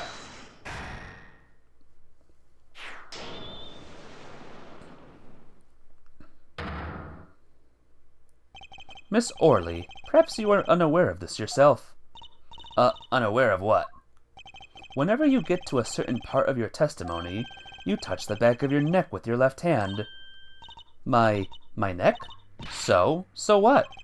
What indeed, Justice? I hadn't noticed anything of the sort. When she says that part of the testimony, she subconsciously is recalling something. Her body reacts to the memory and she touches her neck. I'm sure of it. A memory? Would someone care to explain what he's babbling about? This is highly unusual, but let's ask the defense. You claim the witness is remembering something. Maybe you have evidence of this memory to show us? Her habit is scratching her neck whenever she talks about the moment of the crime. So what would remind her most of the moment of the crime? Miss Orley, whenever you recall the crime that night, you scratch your neck. I've noticed it happens when you think about the moment of the crime. There must be some reason behind this habit of yours. I believe this the weapon that left the inerasable impression on your neck is this. That's right, the cell phone. Whenever she talks about the moment of the crime, she touches her neck. And what reminds us more of the moment than this bottle, the murder weapon? But something doesn't fit. If you were only the witness to the crime, why would that make you touch your neck like you're in pain? What's he talking about now? It was Mr. Smith, the victim, who was hit, not you. This is a cross-examination, not a cross-wild conjecture. That witness's habit, they're completely irrelevant. Justice, I'll admit I'm a bit confused myself. This is certainly a unique cross-examination. I'll explain later. Just trust me, now's our only chance to break her. Phoenix Wright's cell phone burned her with electromagnetic waves. Yep, that's the truth. There you have it. Miss Orley, please testify in detail about the moment of the crime. The very moment. Yet, I am knowing nothing. We know you're not Russian. The witness will testify, please, now. Bah, fine. He's the one who did it. I didn't let him out of my sight until the cops got there. Next moment, Wright picked up a bottle and swung it. Wright picked up the moment and swatted, did a thing.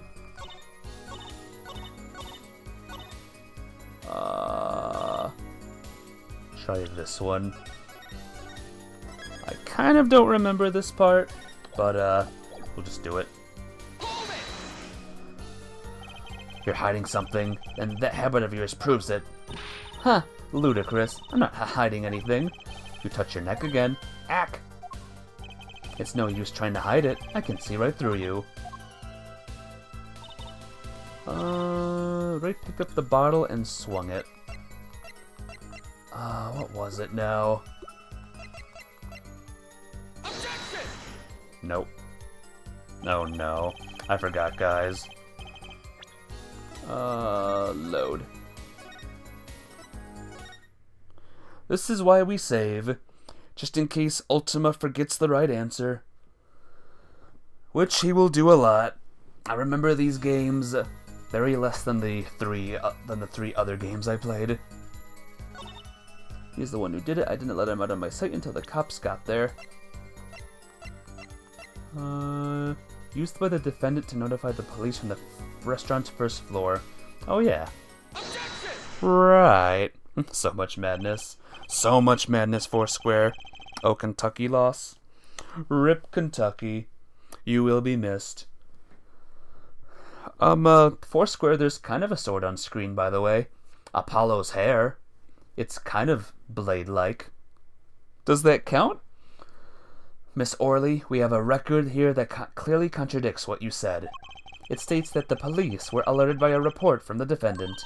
And we know that the defendant left the room, climbed the stairs, and made that phone call from the first floor of the Borscht Bowl Club. It counts. Yay! You could stab someone with it. The hair. The hair. Ack! So, explain how you kept your eyes on the defendant when he left the room entirely. Eek!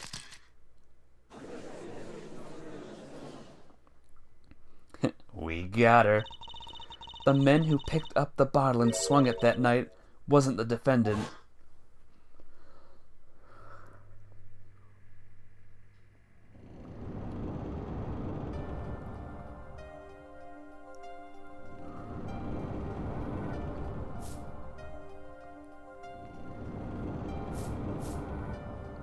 Oh.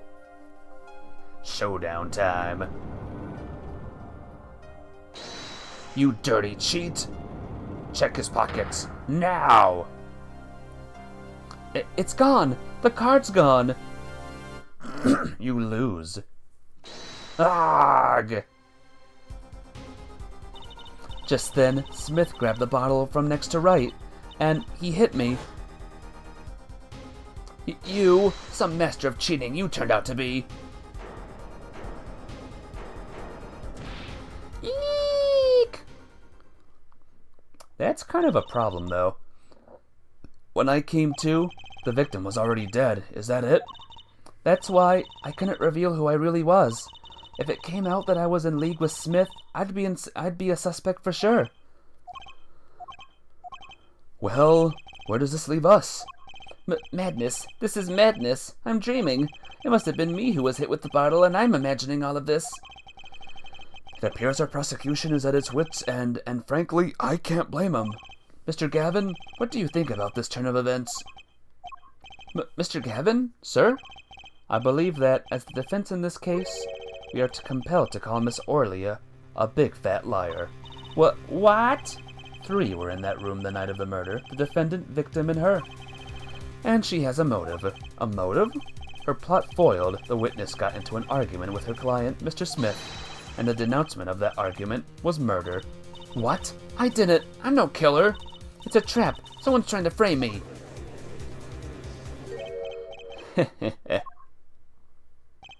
What tangled webs we weave when we practice to deceive. So tangled we catch ourselves in the process. Mr. Wright? Such a hasty conclusion.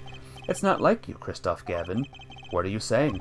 Why not consider the other possibility, that there was another person in the room at the time of the murder? Right, like Mr. Wright was saying before recess. A single card was swapped into the victim's hand after the murder, and the one who swapped the card didn't know two colors of cards were being used. A 4th person. You feel like that too? Huh, this theory again. Your 4th person doesn't exist. Indeed. That's why I decided to bring this case to court. Here, where there's no escape and no chance for deception. The perfect place to catch the real criminal. The real criminal?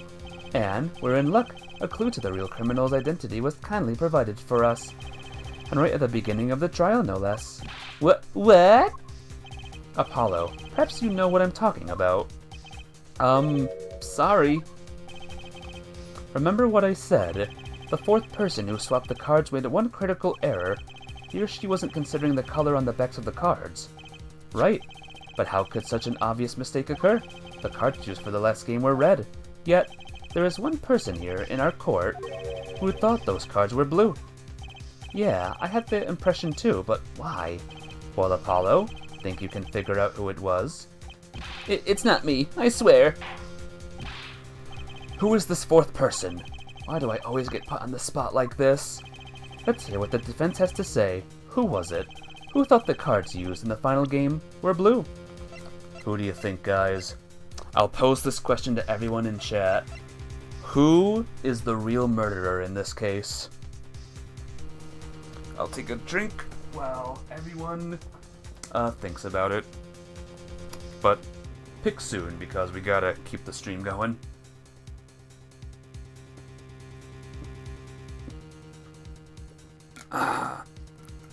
Who's been nudged as colorblind? Yeah, Stars Over Hyrule. Who's been nudged at colorblind? Excuse me.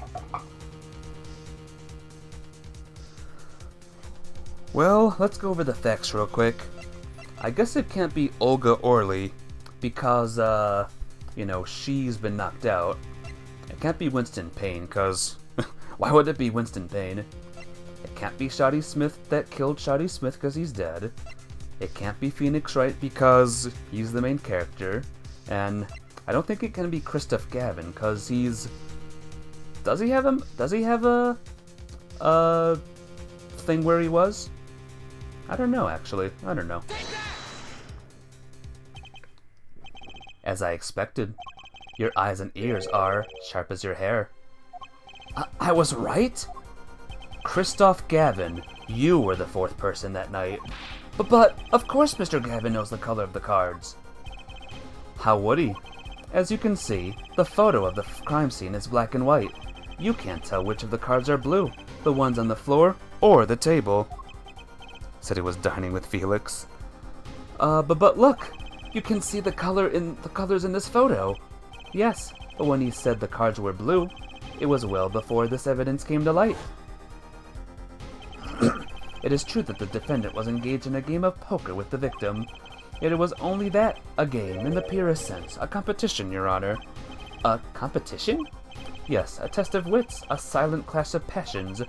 Only the cards with their backs wreathed in blue flame know its final outcome. Well, Kristoff? Mr. Gavin? Mr. Gavin, is something the matter? No, nothing. Excuse me. It was just so sudden. Right. You aren't seriously accusing me, are you? Oh, Kristoff. You know even I never take a joke this far. This has gone beyond ridiculous, beyond dumb. This is insanity. The defendant accusing his own defense attorney of murder? I assure you, I'm quite sane. But what possible connection could Mr. Gavin have to the victim? I wasn't aware that I had a connection to Mr. Smith either. Yes, but Mr. Gavin and the victim have never even met. Well, what if they have? Huh? There is a possibility, after all. They may have met that night before the game started. What are you suggesting? Is this the truth Mr. Wright was staying silent about? Well, only one thing to do. Mr. Wright, the defense would like to request that you testify to the court. The defense would like to require no such thing. Mr. Gavin? Testimonies must relate to the case. How could anything happening before the game of poker be related? I'm not sure I follow, Mr. Gavin. As I explained before, the defense believes that Miss Orley... Am I to assume you speak for Mr. Justice in this? He is the defense, not you. Mr. Justice, the matter of Mr. Wright's testimony is up to you. Oh, okay. Go. Does this court, in your opinion, need to hear Mr. Wright's testimony? Yeah, let's hear it. This was Mr. Wright's strategy. He was planning this all along, and I intend to see it through. The defense would like to request that Mr. Wright testify to the court. To Justice? You would betray me, your teacher? I'm sorry, Mr. Gavin. This isn't about loyalty. This is about the truth. Very well, the defendant, Mr. Wright, will take the stand, please. Heck happened to my throat. It's called reading a lot. That evening, Kristoff and I had dinner. We sat at the table in this photograph. Shotty Smith walked in 5 minutes after Kristoff left. When the trap failed, Smith hit the waitress. The girl was knocked out cold and Smith was uncontrollable. I left to call the police. When I returned, he was dead, blood streaming from a cut on his forehead. That's when I made another phone call to defense attorney Gavin.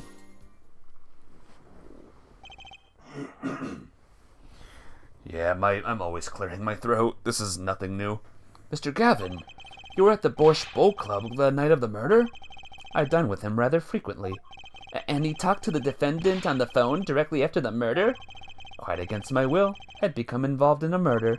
I thought I might be in need of a lawyer, so I called him. You were planning this all along, weren't you, Wright? Just because you wanted to drag me into your little murder trial. The only thing I want is the truth. As I did back then, and now. I thought my office was doing you a favor when we took on your defense. It appears that I was wrong. Very well, the defense may cross-examine the witness. Justice? Sir! He's lying, and you're going to expose him. Understood, sir. Mr. Gavin versus Mr. Wright. This can't end well. Why can't I have a normal trial? Nah, no normal trials in this game. We're not allowed. That evening, Kristoff and I had dinner. We sat at the table in this photograph. You had dinner with Mr. Gavin? Yes, he dines with me at the Borscht Bowl Club quite frequently. We were enjoying the usual dinner at our usual spot, as usual. Usual?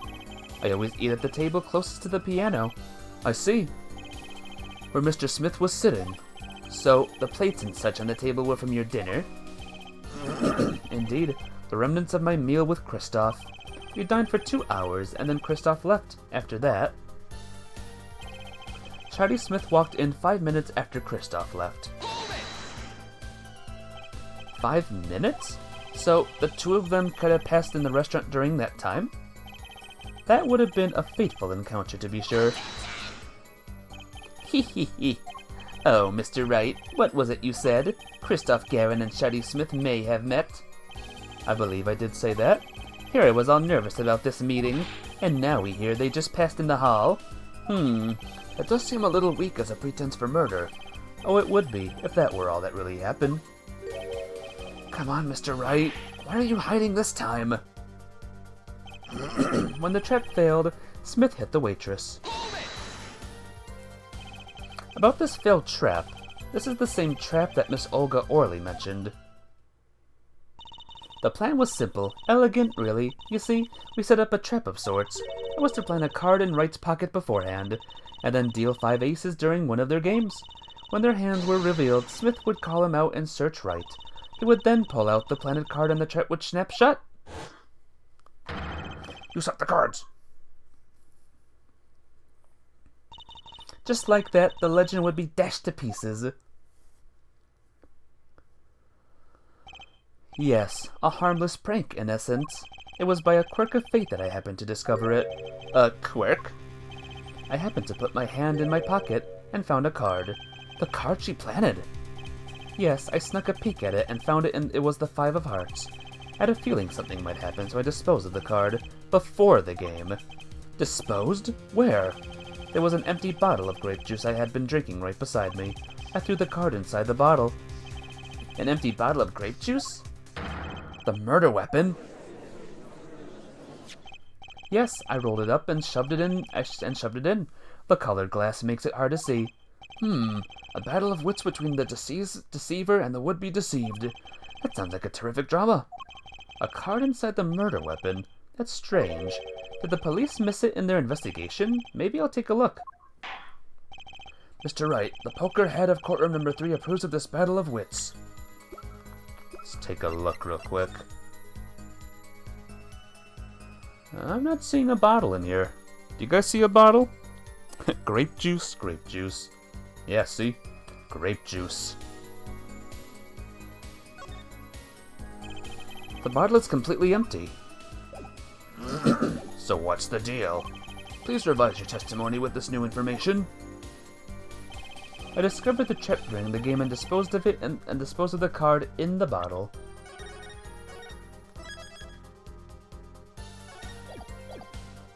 Alright, let's present the bottle. Mr. Wright, if I may. Yes. I've examined the bottle, and I don't see any card in there. No? What, Mr. Wright? Surely isn't all you have to say for yourself. I can't say that I know what happened to the card. I did put it in that bottle, however. Huh? Perhaps a 5th person came and took it out. Oh, and a 6th person could have helped. Mr. Gavin, Mr. Wright is your client. My apologies, Your Honor. Won't have you disparaging our investigation either. We looked inside that bottle. There was nothing. So, what's going on? Is Mr. Wright hoodwinking us again? Or did the card just disappear? He's giving Apollo opportunities to prove himself by setting up traps and deadfalls. Yes, he is. He's being very clever. In any case, please continue the cross-examination. I'm afraid decisive contradictions call for decisive evidence. Oh. Push him harder, Justice. Break him. It's just you and the witness in the ring. Go for the KO. Why do I get the feeling we're not on our client's side anymore? The trap. The girl was knocked out cold and Smith was uncontrollable. I left to call the police. When I returned, he was dead, blood streaming from a cut on his forehead. Blood streaming, huh? It might be this one, maybe? Or no, maybe this one. Because his head is on. Objection! Mr. Wright, if I may. Yes. Take a look at this photograph of the crime scene. See the victim here? He's wearing a hat. I wouldn't think you could see blood on his forehead. Good point. Saying nothing of the fact that the bottle isn't broken. What would the broken bottle mean, though? Justice. Next time you point out an inconsistency, put a little more oomph into it. Mr. Wright, can you explain this to the court? Ah, I forgot to mention something. I was the one who put that hat on his head. Eh? You put the hat on the dead man's head? He wore it through our entire poker game. After calling the police, when I returned to the scene, his head was in full view, shining bright, just like in this photograph. And I picked his hat up off the floor and put it on his head. Why would you do a thing like that? All I can say is, I'm sorry, but that's the only thing I touched at the crime scene. So, Miss Orley didn't see it? It being the victim's, his head? I think not. She was out cold. I believe I was the only one who witnessed his head. Ah, here we go again. Mr. Gavin? Ahem, pardon. It just seems that our client is determined to lie his way through this case. Hey, he's still our client, isn't he? I believe that's enough of that. Mr. Gavin? This witness's testimony is more like a travesty. It's riddled with lies. I'm beginning to see how you came to lose your attorney's badge 7 years ago. Well, you certainly have a unique way of treating your clients, Kristoff. I never knew. I believe it was you who threw the first stone. Mr. Wright, if you intend to ever tell the truth about this case, it's now or never. Don't be misled. I haven't told a single lie here. Eh? When I noticed the trap, I put the card in the bottle to dispose of it. And when I put the hat on the victim's head, let's just say I had a reason for doing that as well. A reason? That reason is right here. Your cell phone? That night, recall that I spoke with defense attorney Gavin after calling the police. Objection, time to sleep. I'll see you next time, Stars Over Hyrule. Have a good night's sleep. And I'll see you hopefully tomorrow morning. The bottle would have broken his skull. Probably not have put a bad cut on his forehead if it cracked him with a bottle that wasn't broken. Oh, maybe. That could be. Just in case, I recorded our conversation. What's this? Now that we're all here, I see no reason why I shouldn't play it back for the court. I'll see you tomorrow, my friend. Kristoff, I seem to be in a bit of trouble. What's this? Game not going well? Something like that. That gentleman who challenged you, he turned out to be good? He turned out to be dead. Someone hit him. Hard. You mean someone cracked that flawless bone china pate? It wasn't you, was it? Me? Please, the cup should be here any minute. I'm in your hands, should it come to that. Whoa! Hey, Good Clean Gamer! Thank you for the raid. Welcome to the stream. Gamer bro. How you doing? It's good to see you today. Bone china plate. Wait a minute. Bone china pate, bone china plate. Misspelling. Worst game ever. 0 out of 10. How you doing, guys? You're just in time for a crazy case right now. How was your game, Good Clean Gamer? Tell me about your epic game. What was it? Was it that pirate game, right? Pirates of the Seas or something? I forgot the name of it. But it's good to see ya. A kind of porcelain, very smooth and shiny, and not plate, but pate. Okay. I believe he was referring to a certain gentleman's balding forehead. The court appreciates the defendant's discretion in not indicating my forehead. Wait a second. Something's not right about that phone call. Sea of Thieves, that's it. Was it good? I want to play that game sometime. Sea of Thieves, pretty chill voyages on the sea tonight. Makes me very sleepy, but still fun. I bet you all sang a bunch of sea shanties, eh? I gotta pick that up sometime. I will. So after Mr. Gavin ate dinner with you, he left the Borscht Bow Club? Most certainly. Then how did he know? When did he see this bone china bait? Oh, that's right. Yes. That was when I began to see my good friend in a different light. Troubled, I returned to the crime scene, and when I spotted Mr. Smith's head again, I realized exactly what was wrong. Well, Mr. Gavin, the stage has been set. Perhaps you would like to explain this to the court. Exactly how did you come by your privileged knowledge of the victim's head? So, this is your reason. The reason why you put the victim's hat back on. Your point, Mr. Gavin? It's come down to this, has it, Mr. Phoenix Wright? Or just Phoenix Wright. Order! I will have order! Mr. Payne? Yes, Your Honor. I believe this court has been left with no other choice.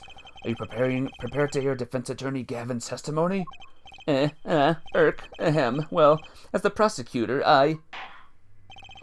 Variety Week is nearly finished. Just some Tears of the Kingdom tomorrow morning. Ooh, nice. Tomorrow's Friday, right? Yeah, tomorrow's Friday, so will Saturday count as a Variety Week? Very well, we'll break for 10 minutes, after which Mr. Gavin will take the stand for a cross-examination. Are we all clear on that? Crystal clear, Your Honor. Very well, this will be the final recess for the day. Oh my gosh, guys. Twists and turns already, and this is only the first case. Mr. Gavin and Mr. Wright are both in the judge's chamber. Who would have thought today would turn out like this? May I? Oh! Huh? What? Hello, sir. Please pick a card. What's all this about? Is this one okay? Excellent. I have a message for you. The last hand is about to be played. You'll need a trump card to make it. A trump card? The card you have chosen is magical. Use it wisely, and the game is yours. That's all. You're wiped. I'll see you later, good clean gamer. Thank you so much for popping by and raiding. Hope that everyone in chat will enjoy this epic game that I'm playing. Ashen Fire still got snow. Oh no, not snow. Yep, an ace with a blood splatter. Ho ho ho ho. But yeah, I'll see you again. Thank you for raiding again. You're the best. Mr. Smith's hand had 3 aces and Mr. Wright's 2. It is 5 aces in all. It is true. I have seen it. The 5th ace. There was cheating, I swear to you. The missing 5th ace. Wait, splotch of red. Is this blood? You have your trump card. Now it's up to you to cut the deck and draw the truth. My father's fate is in your hands. I know you can do it. This bloodstained card is my trump card for finding the truth? I fell deep into thought as my mind raced to understand what this all meant. That girl, I'd seen her recently, but where?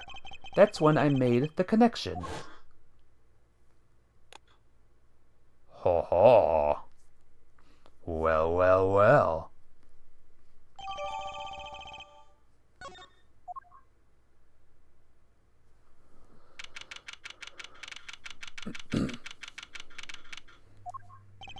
Court will now reconvene.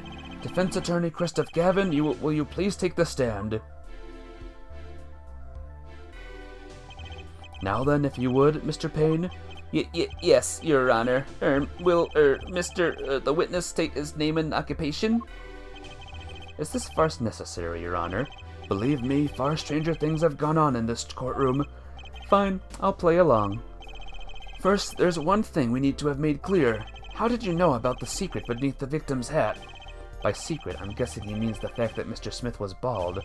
Forgive my curiosity, but what is it about this fellow's head?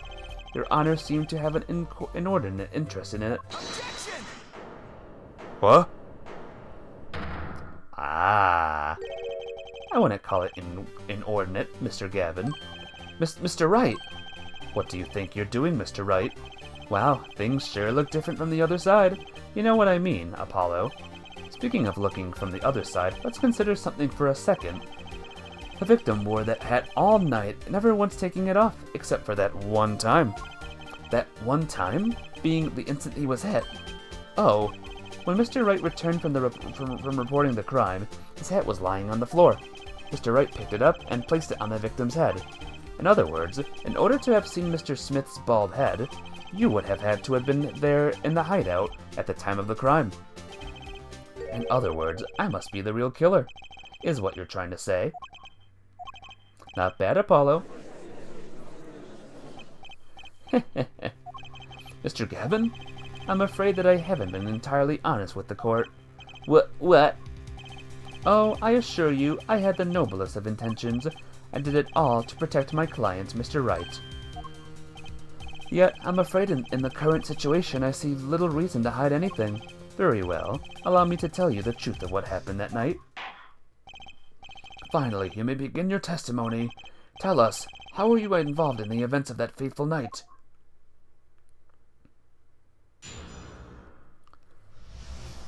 Whew. The rage I sensed in that man that night troubled me, so I returned to the club. I went down to the basement and peeked in through the little window to the hideout. Must have been right after the murder took place.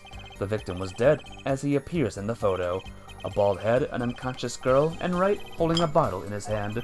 I sensed that was not the best place for me to be at the time, and so I left. That's when the call came from Wright. So, you witnessed the murder? For better or worse, I missed the actual moment of the deed. Mr. Gavin, may I remind you that you are on Mr. Wright's defense team? Your testimony is clearly disadvantageous to your client. What else could I say? I'm standing on the witness stand after all. So you are Mr. Gavin. And you had to testify just as you did. You had to tell them you saw the scene of the crime through that little window. Mr. Wright? You had to say that, because that was the only probable window of opportunity. Right, Apollo? Oh. Now, Wright, the defense should do the cross-examination, not the defendant. Mr. Justice, are you prepared? Yes, Your Honor. I can't believe I'm going up against Mr. Gavin. This trial is getting weirder and weirder. Well, here we go. The rage I sensed in that man that night troubled me, so I returned to the club. Went down to the basement and peeked in through the little window to the hideout. The little window? You mean the one used to keep watch up the stairs? Yes, a relic of the ancient past. The Black Marketeers used it, I believe. Why did you go through the trouble of peeking in through the window? Wouldn't it have been easier to just open the door and go into the room? I didn't want to upset Mr. Wright, you see. Upset Mr. Wright? Yes, what if my fears had been unfounded? I'd be walking in on their match. Bad form, to say the least. So far everything he's saying makes sense. Must have been right after the murder took place. How do you know it was right after the murder? Really, no need to shout, Justice. I was just getting to that part in my testimony. Ah, there he is, the coolest defense in the West we know and love. Even when you're standing up there on the witness stand, some things never change. I was afraid you'd change too, Wright, but you haven't. You and that overbearing personality of yours. With friends like these, who needs enemies? The victim was dead, as he appears in the photo. By photo, you mean the second photograph of the crime scene? Precisely, you see. He wasn't wearing his hat then. I saw his head when he was dead, and then Mr. Wright came along and replaced his hat. Can you describe the scene of the crime for us? A bald head, an unconscious girl, and Wright holding a bottle in his hand. Those were the only three at the scene of the crime? Yes, as far as I saw, at least. Then we're back to where we started. The killer was the defendant, Phoenix Wright. Who else could it have been? But why didn't you talk to the police? 2 reasons. First, I didn't actually witness the very moment of the crime. Second, my office was asked to defend Wright. Even after seeing what I had seen, I couldn't abandon my friend. There must have been someone else there at the moment of the crime. Justice, I just said I saw no one, not a soul. But that goes against what Mr. Wright said. Ah yes, this mysterious fourth person, who would conveniently be the real killer, I suppose. Glad to see we agree, Mr. Gavin. Let me pose a question, then. Tell me, what possible reason did the real killer have to swap the cards in the victim's hand? Perhaps you can show us the reason why such a thing would be necessary? How can I show something I can't find myself? Remember, Apollo, the card that was swapped out with the fifth ace? The 5th ace, right. Well, Mr. Justice, the question of why the killer would swap out the card has been raised. Can you point to a reason? Maybe I can do it? Maybe? It's now or never. The defense would like to present evidence to the court. Evidence showing the reason why a card was swapped out. Then go ahead and point out your reason, Mr. Justice. Why did the killer take the 5th ace? Because it had blood. My reason is, this. Is this an ace? Why, it's got blood on it. Right next to the spade. What? This is insane. Why wasn't I told about this? Why? Could this be the missing 5th ace? Inconceivable. How could you? What are you doing with that card? Well, that's the thing. Why is Mr. Gavin so upset? It's just a fishy card from some fishy girl. Oh, that card? It's mine. That is, I picked it up at the Borscht Bowl Club the night after the murder had occurred. I gave it to my daughter. Cards are her stock in trade, after all. No, impossible, unacceptable. The court can't accept this evidence. It's a fraud. A fraud? How can you be so sure? What? I would think that the only person who could claim it was a fraud would be the one who took the real card from the crime scene, the real killer. Allow me to elaborate. What if the trace of blood was the reason? The reason for the killer to take the card from the scene of the crime? Where are you going with this? Take another look at the photo and at the victim's head. At the moment of the crime, his hat fell to the floor, and a trickle of blood ran from his forehead down the back of his head. Couldn't a drop of that blood have fallen on one of the cards? I suppose. The killer then took the card to hide the blood. Regardless, that evidence is non-permissible. Oh? Right. Regardless of how you wasted the last 7 years, you used to be a lawyer. You know what a serious crime it is to conceal evidence. Oh, we can discuss the finer points of our legal system later. What's important is that I've answered your question. What are you talking about? You wanted to know why the killer would have taken a card from the crime scene, and now I've told you. That one drop of blood would have been decisive evidence, you see. Objection! But this is baseless conjecture. Baseless. Objection! The finger pointage! Yay! Oh, I assure you, it's quite based. What? It's amazing, really, how a single drop of blood on a single card can lead us to the truth. It's quite simple. Well, Apollo? Yes? Try picturing the scene of the crime. In your head. This part is quite fun, guys. Get ready. Whoa. Holy crap. The murder took place in the hideout. The body of the luckless victim was found at the poker table, and before the killer swapped a card out, there was a single card with a drop of blood on it in the victim's hand. Given this, there is one decisive problem with this scene. Well, what is it? Let's keep it simple, shall we? Given that there was a drop of blood on a card, whose position in this diagram doesn't fit? The victims, the killers, the witnesses, the second witnesses, whose position doesn't fit with the bloody card. I can't save it. Maybe this one? I forgot to be honest. Bro. Yep. Remember, guys, the first 3 Ace Attorney games were technically Game Boy Advance games. This was the official first DS game. So, things are a little bit more advanced. Well, isn't it the victim's position that's the problem? I don't follow your logic here, Mr. Justice. Well, look, the victim was struck on the head, sending him back in his chair. You think any blood would fall behind the body, not onto the table in front of him? Take a look at the photo again. If he bled in this position, the blood would fall on the floor, not on the cards. Why, that's right. So, what does this mean? Incidentally, you were sitting in swivel chairs. Swivel chairs? Oh man. Apollo, try turning the chair around. Okay, recreate the crime scene. Cool. The chair was facing the other way? It would have to be. So, we have to assume that at the time of the murder, the victim's chair was facing away from the table. When Mr. Wright returned from informing the police, which way was the chair facing? When I came back to the room, the body was facing as seen in this photo. That would mean the killer turned the chair back around. Let's take the next step. Look at the diagram once more. We now know that the victim was facing away from the table at the time of the murder.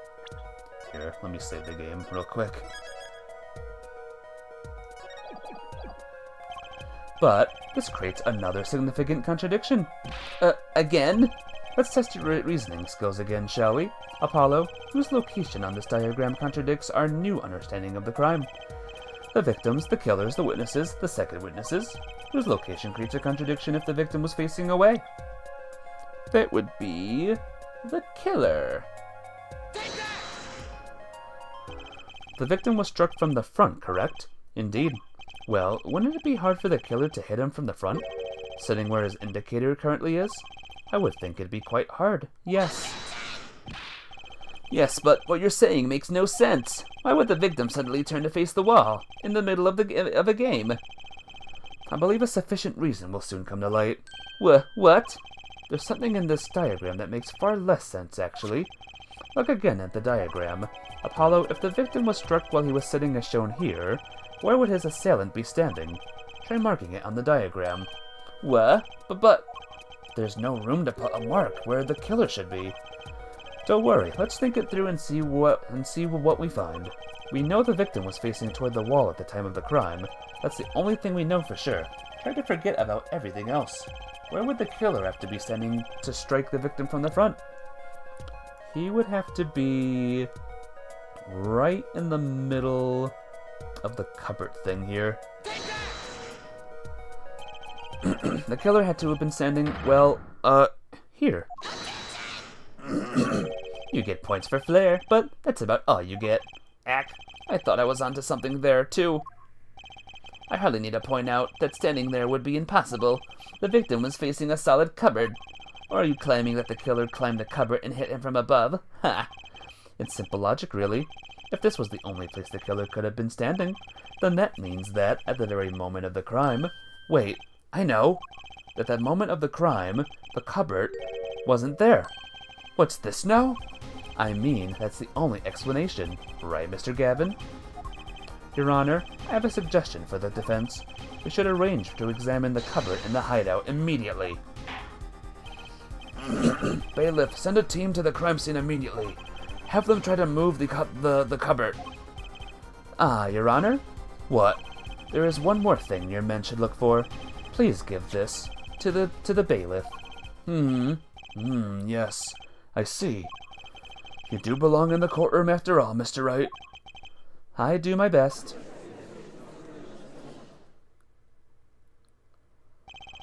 But let's forge ahead here while we wait.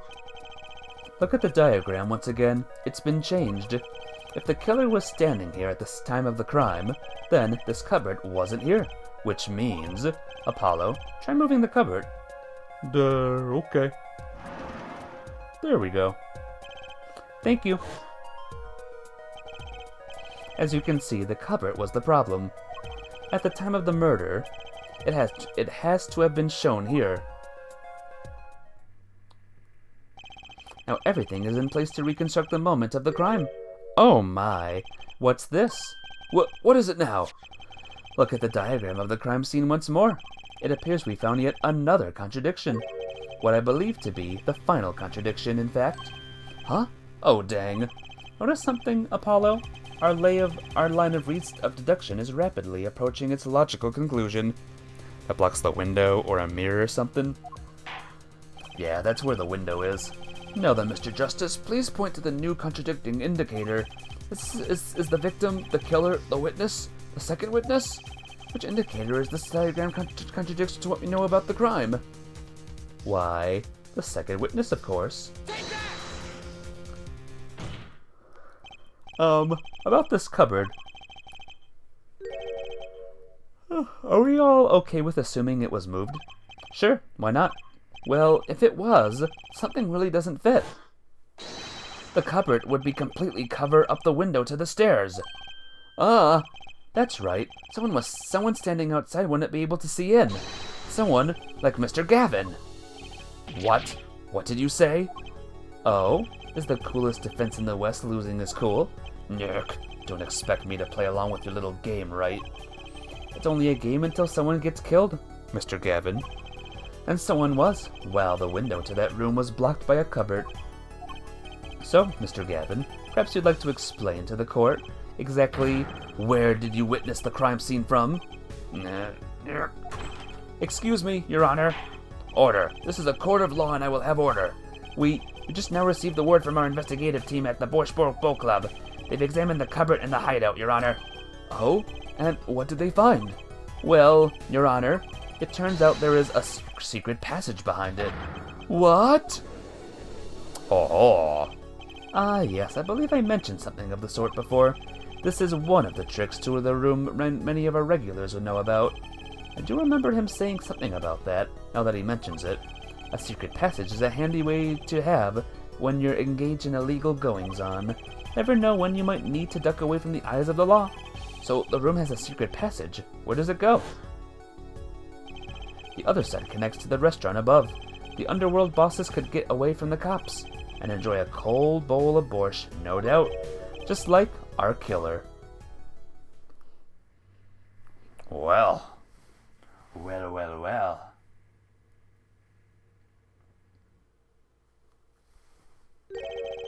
You see where our line of simple deductive reasoning has led us, Apollo? I see it, but I still don't believe it. That girl wasn't kidding when she said I needed this trump card for the last hand.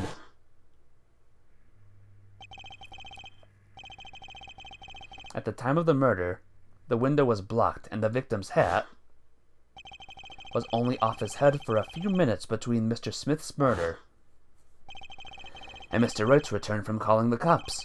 In other words, the only place anyone could have seen that victim's bald head was from inside the hideout. Well, Mr. Gavin, come on, say something. Dare I ask what really happened that night? Actually, I think we can probably figure it out ourselves at this point. That night, for whatever reason, our killer had a date with Mr. Smith, a date with destiny.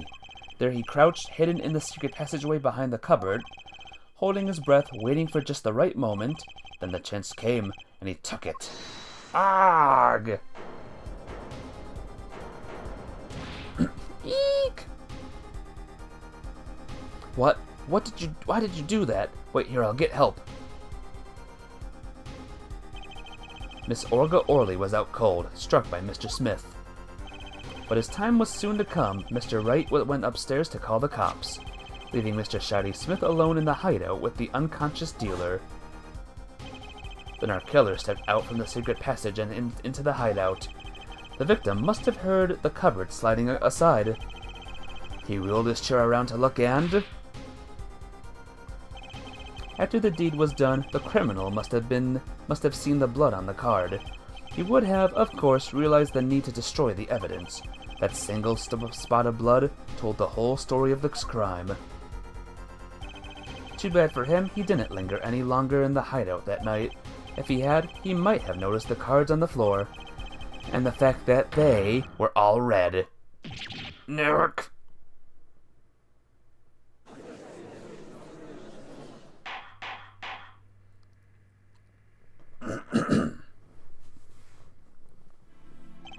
Well, it seems this trial has taken yet another turn. I'm truly sorry I had to see this day come, Mr. Gavin. Mr. Gavin? Mr. Payne? Yerk? Yes, Your Honor. The prosecution will continue its investigation.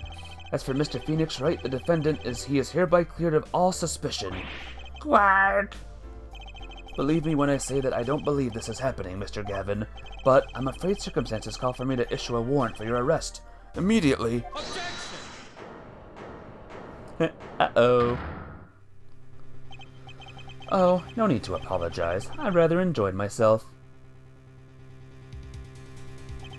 It's not every day you get to witness a legendary attorney's dirty tactics at first hand. Your point, Mr. Gavin? Frankly, Your Honor, I'm shocked that a person of your caliber would be taken in by such a low-grade parlor trick. Excuse me? The defendant is cleared of all suspicion? This is hardly the time for jokes, Your Honor. Mr. Wright hasn't proven anyone's guilt or innocence here. What he has done is use illegal evidence to put the blame on someone else. And not just anyone else, but me, his own defense attorney. Illegal evidence? Objection! Let me ask you, Mr. Gavin, is there still any reason at present to suspect me of wrongdoing? Of course, this bottle, for instance. The bottle of grape juice Mr. Wright was drinking? How do you intend to explain away the fingerprints on the murder weapon? Not just any fingerprints, am I right, Mr. Payne? Actually, yes. The fingerprints on the bottle were, upside down. Hail Fire Skyrim. Shockingly, no, I'm just about to win the first case of the game. But what's up? How are you doing? I seem to recall this being an issue earlier. The court and this case demand an explanation. I can think of only one reason why one would hold a bottle upside down, and that is to hit someone with the bottom of the bottle. Well, Your Honor? See how the caught fish squirms to the last. Well, Apollo? Yes? Your boss seemed awfully concerned about this bottle still, but I'm sure you can come up with a suitable explanation, just like that. Yeah. Just like what? As a note, you might want to private all my Pokemon-related videos. Why? Why this time? What's going on? Why would anyone grab a bottle upside down other than to... Gulp. Don't let him trick you into thinking his explanation is the only legitimate one. Is there really another? Take another look at the court record. I believe you'll find a simple answer there, in plain sight. How about you just say the answer in plain words? Nintendo's having another hissy fit? Oh, what's the hissy fit? I think I'll be fine, but we'll see. Makes sense. It would be hasty to deliver a verdict with unanswered questions indeed. Well, Mr. Justice? Mr. Gavin said the court and this case demand an explanation. Don't worry, Justice won't leave until justice is done. Perhaps the defendant would care to enlighten the court. What evidence do you have to explain why the fingerprints on the bottle are upside down? Because of the card? What was the thing that said? It was this, maybe? I will confess, I kind of forgot, to be honest. Let's try, the ace again. They're targeting anything and everything Pokemon related. Why?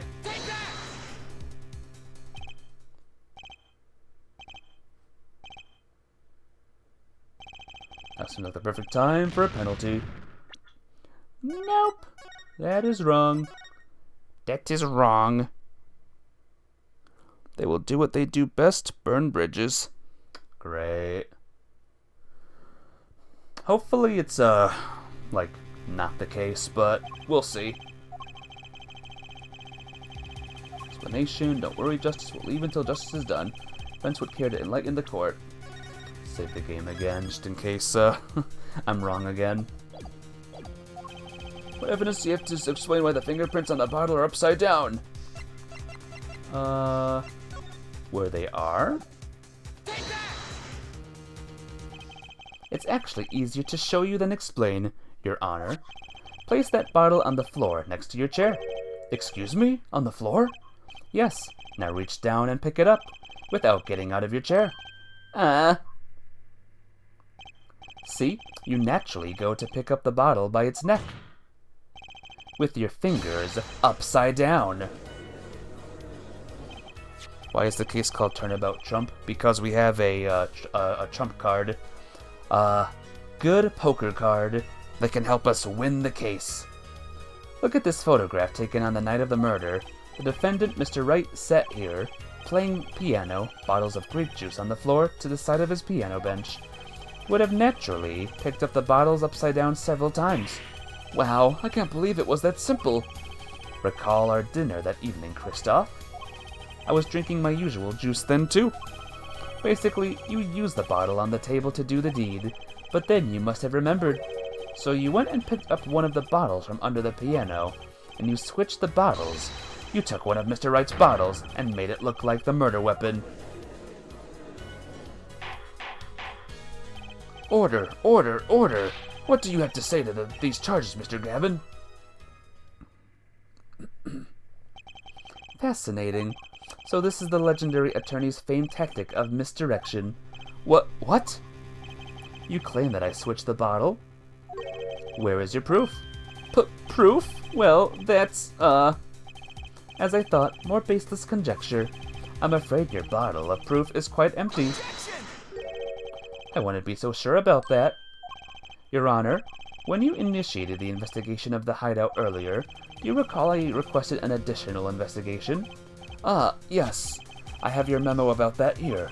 Retrieve the bottles from under the piano at the Borscht Boat Club. And here's one of the bottles in question. What, are you going to dust that for fingerprints too? I would be surprised if any were on that but his. Mr. Gavin probably wouldn't have made such a novice mistake. True, that bottle won't bear a trace of anything. Say, Apollo. Yes? Why don't you go ahead and examine that bottle? But why? Just humor me. Mr. Wright? That bottle will solve this case once and for all. What? That's some bottle. Going on a tirade over people playing Pokemon fan games and Pokemon related stuff like Pixelmon and all that. That's too bad. Well, let's hope that'll end like super soon. There's something inside the bottle. Well. What's this? That card. It can't be. Recall that unpleasant woman's testimony for a moment. Miss Olga Orley? Yes, our little swindling Devachka. That night, I planted the card like I was supposed to, and Wright lost the last hand, just like he was supposed to. Then Smith searched him, but the planted card was gone. The check failed. Wait, this isn't... You're telling me that this is the planted card you disposed of? The one you mentioned in the piece of testimony? Happened to put my hand in my pocket and found a card. Yes, I snuck a peek at it and found it was the 5 of Hearts. I had a feeling something might happen, so I disposed of the card before the game. Disposed? Where? There was an empty bottle of grape juice I had been drinking right beside me. I threw the card inside the bottle.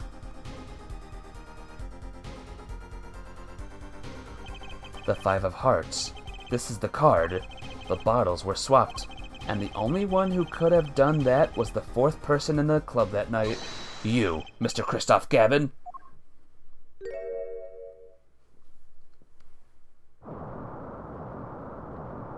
Oh, man.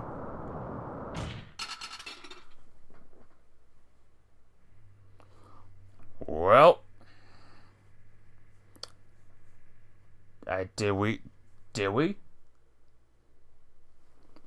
Where'd the lobster come from? It came from, what's her name's, thing? Pot of, lobster. Olga's lobster. There we go. That is all.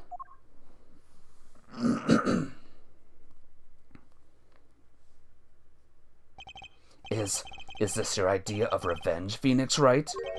Revenge? Revenge for the events that took away your attorney's badge 7 years ago? My past is like my logic, straight and true. Nothing's changed. All I did was point the finger of justice in the proper direction. Fine. I'm glad we could have this little tete-a-tete, right? This is insane. What about me? Don't I get to prosecute anyone? Only court cases were this entertaining. I know, right? I believe this time we finally come to the end of our trial. Mr. Payne, do you have a report for us on Christoph Gavin? He's admitted to everything. We're processing his arrest now. I see. Still, one has to wonder why he would do such a thing. He didn't even have a connection to the victim, did he? None that we know of. Mr. Wright, have you anything to add? I'm afraid I can't shed any more light on the matter.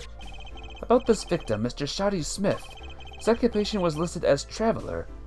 An odd profession, to be sure, and that's all we know about him. I'll arrange a follow-up investigation, Your Honor. Good. Mr. Wright?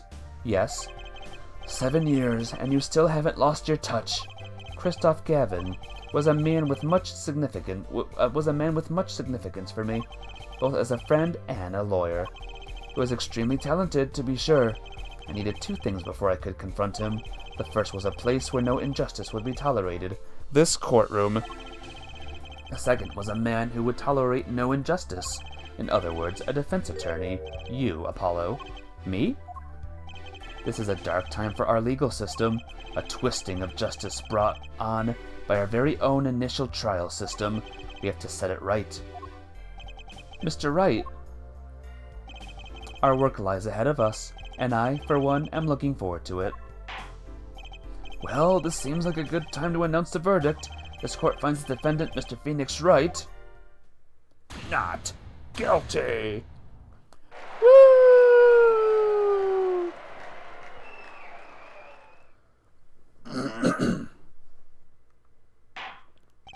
Court is adjourned. So where would you guys put Christoph Gavin on the kill this man list? Where would you put him, would you say? Thanks, Apollo. You came through, just like I thought you would. I'm pretty sure I didn't do a thing in there. It was you who cornered Mr. the killer. I couldn't have done it by myself. You sensed it too today, didn't you? Your ability. Ability? Yes, a sensitivity I lack. You'll come to understand it soon enough. Wait, I wonder if he means... I have one question for the witness, then. You say you saw the moment the defendant hit the victim? Is this true? Of course it's true. What's this weird vibe I'm getting? What was that, Mr. Wright? You'll have to find the answer to that question yourself. The answer? Right.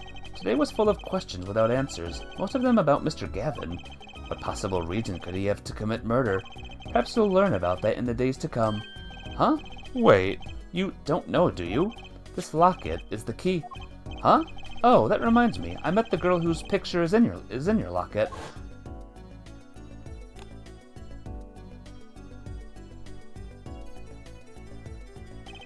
Your daughter, right? That's right. She's my daughter. You know, you were right about this locket. Hey, Zelda Reina. Welcome to the stream. How you doing today? Good to see you, my friend. I didn't get an answer on the where Christoph Gavin should be on the kill this man list, by the way. Where should he be, guys? Feel free to answer at any time. Eh? I took this off his neck by the night he died. But it looks like our dear Russian scam artist saw me. So the truth is, this locket really did belong to him. Wait, but that's perjury. You testified. You said that locket was yours. I said no such thing, actually. Huh? I merely said that it was a locket with my daughter's picture inside. A subtle distinction, but a distinction nonetheless.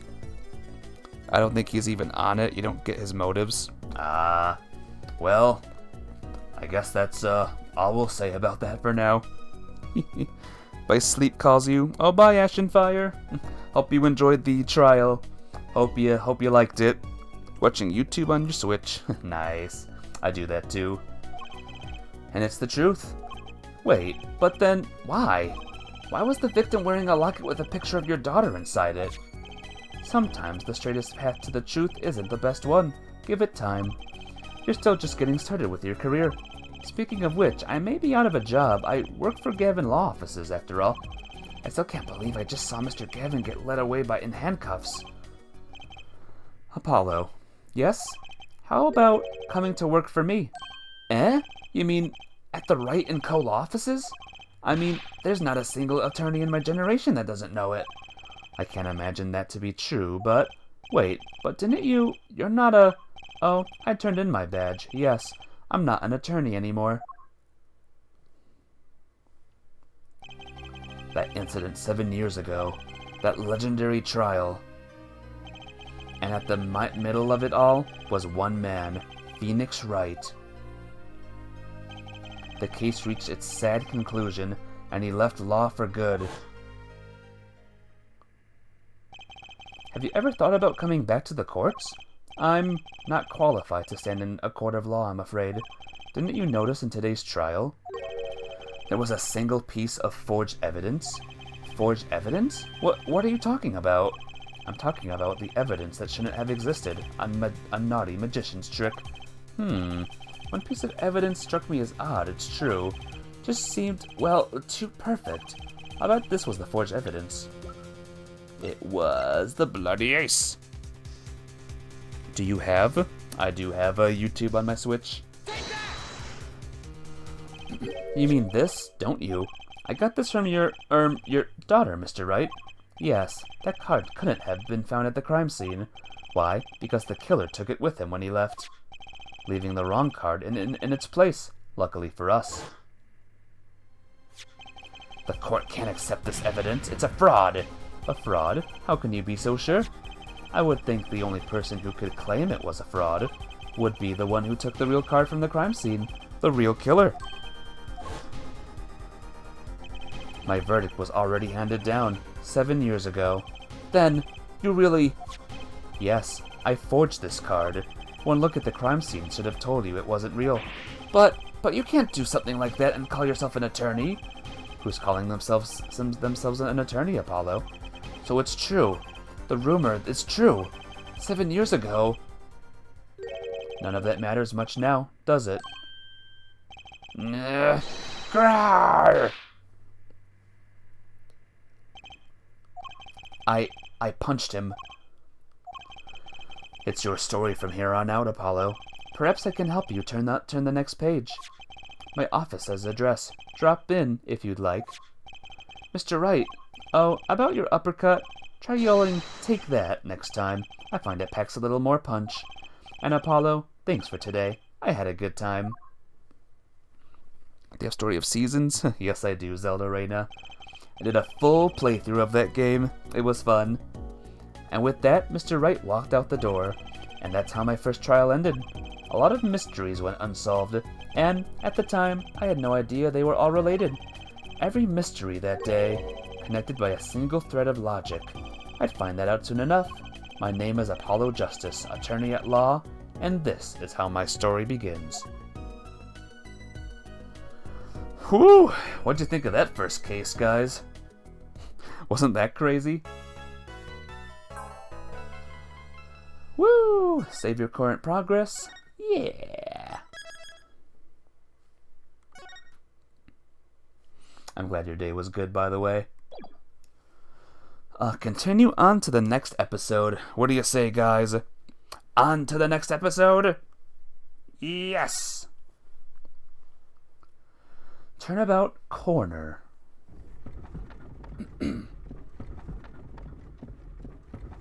As long as we draw breath, the wheel of fate turns.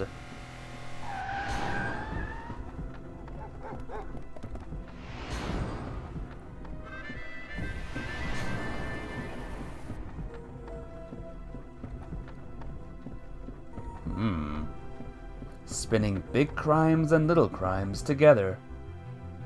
And when the wheel stops... Oh.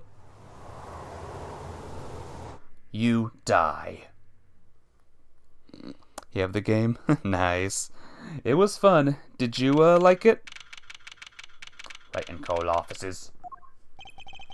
2 months have passed since Mr. Gavin's arrest. My first trial, and I lost both my mentor and my job. Yeah, I'll admit it. I was screwed. But even when I hit bottom, I told myself I'd never come here. Honest. Whoa. Here being the legendary Wright & Cole offices. Okay, Justice, time to stop trembling. Ah, you must be here for the interview. Right this way. Huh? Hello there. You found the right place. Welcome. What's with this girl? Well now, shall we begin? Begin? What? Right. First things first, any special talents? Talents? Yes, well, you must have at least one. Well, I guess defending? Defending. An unusual talent, but it'll do. With a little jazzing up, of course. You think so? Let's give it a go, shall we? Huh? Go ahead. Show me. Defend. Just give it all you got. Don't hold back now. What are you talking about? I can't just defend here. First lesson, a professional can perform anywhere. Thanks. We want people to be laughing with us. Not at us. Thanks. But I'm not sure why they should be laughing at all. What? What exactly do you think you came here to do? What? Defend, no? Excuse me, but do you know where you are? Huh? The Wright & Co. law offices, right? Oh, I was afraid of that. Don't worry, you're not the first. Look, what's going on here? Who are you? I came here to meet with the person in charge. Right place. Yep. Excuse me. You're supposed to go swimming for Special Olympics yesterday, but your ride did not come. Aw, that's too bad. You would have won, Zelda, I guarantee it. So you're playing the Story of Seasons. Well, I hope you're having fun with it. Well, you've apparently made no fewer than 2 mistakes. Mistakes? But I got a call from Mr. Wright this morning. Perhaps you should go read the sign out front again. What's there to read? Look, it says right here. Oh. Why does it say Wright Talent Agency? Welcome to the Wright Talent Agency, where you've always come to the right place. I'm Trucy Wright, CEO. I'm a magician. It all came flooding back. The trial, that girl. Hello, sir. Please pick a card.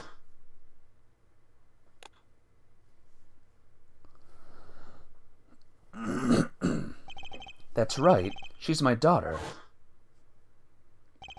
Trucy. Right. Here, check out our flyer.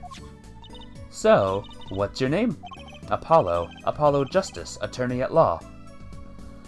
Well, guys, introducing our Maya Fey of the game.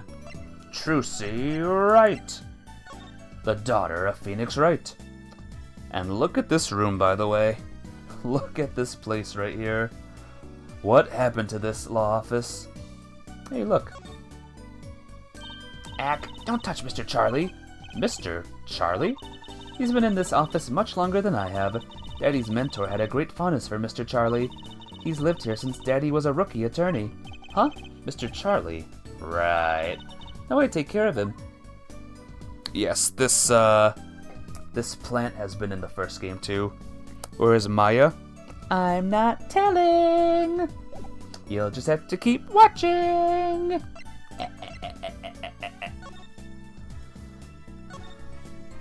So, is this really a talent agency? You bet. Daddy started it 7 years ago when he quit law. Of course, we only have 2 people signed up right now. 2 people. Does that include you? Trucy Wright, magician extraordinaire. I've done a lot of stage shows, paid too. I am a professional, you know. Right. Promise you'll come to one of my shows, okay? Let's see. Oh, and the other person our agency represents is Phoenix Wright, pianist extraordinaire. Your dad, in other words. Didn't he say he couldn't play the piano? Our agency doesn't see that as a problem. Why, there are many magicians who can't do magic. At least you're optimistic, I'll give you that. Want to see early 20s Maya and teenage Pearl? Not in this game. I'll say that much. So you're you're Phoenix Wright's daughter? That's right. After Daddy quit law 7 years ago, I promised I would keep him fed. So I'm kind of his sugar daddy, get it? No, I'm in charge of this whole office too. Pretty amazing for a young lass of 15, wouldn't you agree? 15? How old is Mr. Wright? Daddy? Oh, he's 33 this year. Same as me. I'm sure there's a good explanation. I hope. About Mr. Wright giving up law, it was because of that incident 7 years ago, wasn't it? You know about that? Not the details. I remember the news, though. It was a big deal. So I hear. I was too young to understand what was going on. I'll ask Daddy about it next time I get a chance. Daddy? Right. That reminds me, about Mr. Wright. He gave me a call this morning to come in. Daddy's not here right now. He's in the hospital. The hospital? Yeah, he's on a strict bed rest until he gets better. What? Okay. Which hospital is Mr. Wright in? I'll pay him a visit. Oh, the Hickfield Clinic. It's quite close. Right, well, I'll be going now, and I'll, give this showbiz gig some thought, okay? Wait, I'll go with you. When do we get 80-year-old Phoenix? I don't think ever. Adoption. You imagine Phoenix doesn't seem like the type to have a daughter. They didn't know it. We'll see. So, this is Mr. Wright's hospital. Visitors, are ya? Yeah, are you the doctor? Yup, Dr. Hickfield's the name. Good morning, doctor. Oh, hiya there, Juicy. Cute as ever. Is this Daddy's room? Oh yeah, except he's gone for a morning checkup. Be back soon. How are you, Miss Juicy? Got any places you'd like examined? Doctor, the nurse was looking for you. Why, if it isn't the Daddy-o, the cutest little thing in town. Guess I'll be off then. Later, Juicy. Wow, what an odd bird that guy was. Good morning. Didn't expect you so soon, Apollo. Mr. Wright. Still creepy, yep. That guy's still kind of a weirdo. What do we got here? Look at this. A swaying, spiraling stack of DVD cases. The Steel Samurai, the Nickel Samurai, the Pink Princess, the Zappy Samurai, Electric Bugaboo. They're all children's action hero shows. This kid I know keeps sending them to me. Huh? Like a niece or nephew? Something like that. Quite the collection. This kid's parents must be really generous with their allowance. Funny, Mr. Wright doesn't seem the type that kids would like. I wonder who this kid could be, guys. What happened? So, what happened? Who could have imagined it? Me, victim of a hit and run. A hit and... You were hit by a car? Oh, he tried to swerve, I'll give him that. Picture me tossed 30 feet through the air, only stopping when my head hit that telephone pole. You hit a telephone pole with your head? Are you okay? Thankfully, my only injury was a sprained ankle. He really is as lucky as they say. Would that normally kill someone, guys? There's something that, well, it just doesn't sit right. I just can't believe you have a daughter, Mr. Wright. And she's so big. Not fat, but, you know what I mean. Oh, Juicy's still a child. Daddy, how many times do I have to remind you? I'm not a child anymore. Oh, you'll always be Daddy's little baby girl to me, Juicy. My foot. I'm not buying it. Oh, something you should know about Juicy. She's a magician, right? She told me. Not a mere stage magician. She's a genius. Tee-hee. Aw, Daddy. You'll soon come to appreciate her talent. You could just tell me things instead of insinuating them. So, why did you contact me? What could the Wright Talent Agency possibly want with me? No need to get prickly now. Hey, I didn't ask to be dragged in like this. Huh? But didn't you come into the office of your own free will anyway? Well, yeah, of course. Help! We're in big trouble here at the office! Big! I thought someone was dying. So you don't think this is big trouble? My talent agency represents only 2 people, and one of them is in the hospital. That's right, Daddy. How are we going to pay this month's rent and the groceries? Yeah, that's the problem with such a tight operation. It's a symbiotic relationship. When one of us falls, the other 2 must fall. Hey, this isn't exactly a subtle conversation to be having with a 15-year-old kid. In any case, if Apollo here can't help you, we'll have to transfer to a new school. Again. No, I can't. I only just made friends. How could you do this to me? To us, Polly. Huh? What? Now it's my fault? On that note, how about you come work for us? I've got the perfect client for you already lined up. A client? You mean I get to do my job? I get to defend in court? Alright, I'll hear what you have to say. You got him, Daddy. Hook, line, and sinker. Now it's time to reel him in. It's official, I'm scared. Our client. Alright, so who's the client? Yes. Here, take a look at the map and I'll explain. Last night, I left the office just before 9 o'clock. I was going to that Indochine pasta joint, Al Dente's. Good name. I play piano there, of course. That's when it happened. The car sent me flying, nicked a telephone pole, and zoomed away. Creepy, huh? Just a tad. It's almost as creepy as hearing you tell the story like it was no big deal. The car sped off in this direction. So, good luck. Huh? Wanted a client, didn't you? Well, I'm your client. Find the guy who knocked me into the telephone pole. Well, hold on, I'm a defense attorney, not a detective. Don't worry. Once you found that guy, I intend to sue him. Then you can stick it to him in court. I'm not a prosecutor either. I'm sorry, but this is crazy. I'm going home. Don't get so worked up. It was just a joke. Huh? Oh, Daddy. Sorry, Apollo. He just loves his jokes. He just loves jokes, you know? Even the ones that aren't very funny. Your real client should be stopping by the office any time now. The office? You mean the talent agency? No harm in going. It's not like I have anything else to do. One more thing. Do look into my accident too, would you? I marked the scene of the tragedy on this map. Okay. It's right in front of this park. Should be easy to find. So he's going to make me investigate this after all. Alright. Hey, by the way, look at my badge. What's that? Looks strangely familiar. How could you not recognize an attorney's badge? It's been 7 years. I've forgotten a lot of things. I guess some 7 years are longer than others. Poor Mr. Wright. Let's move.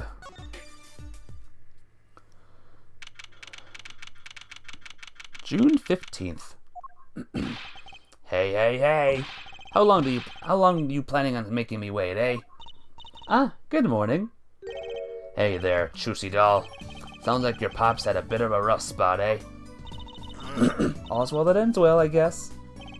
This is our client? Hey, so this is that Apollo fellow, eh? Oh, yes, the name's Apollo.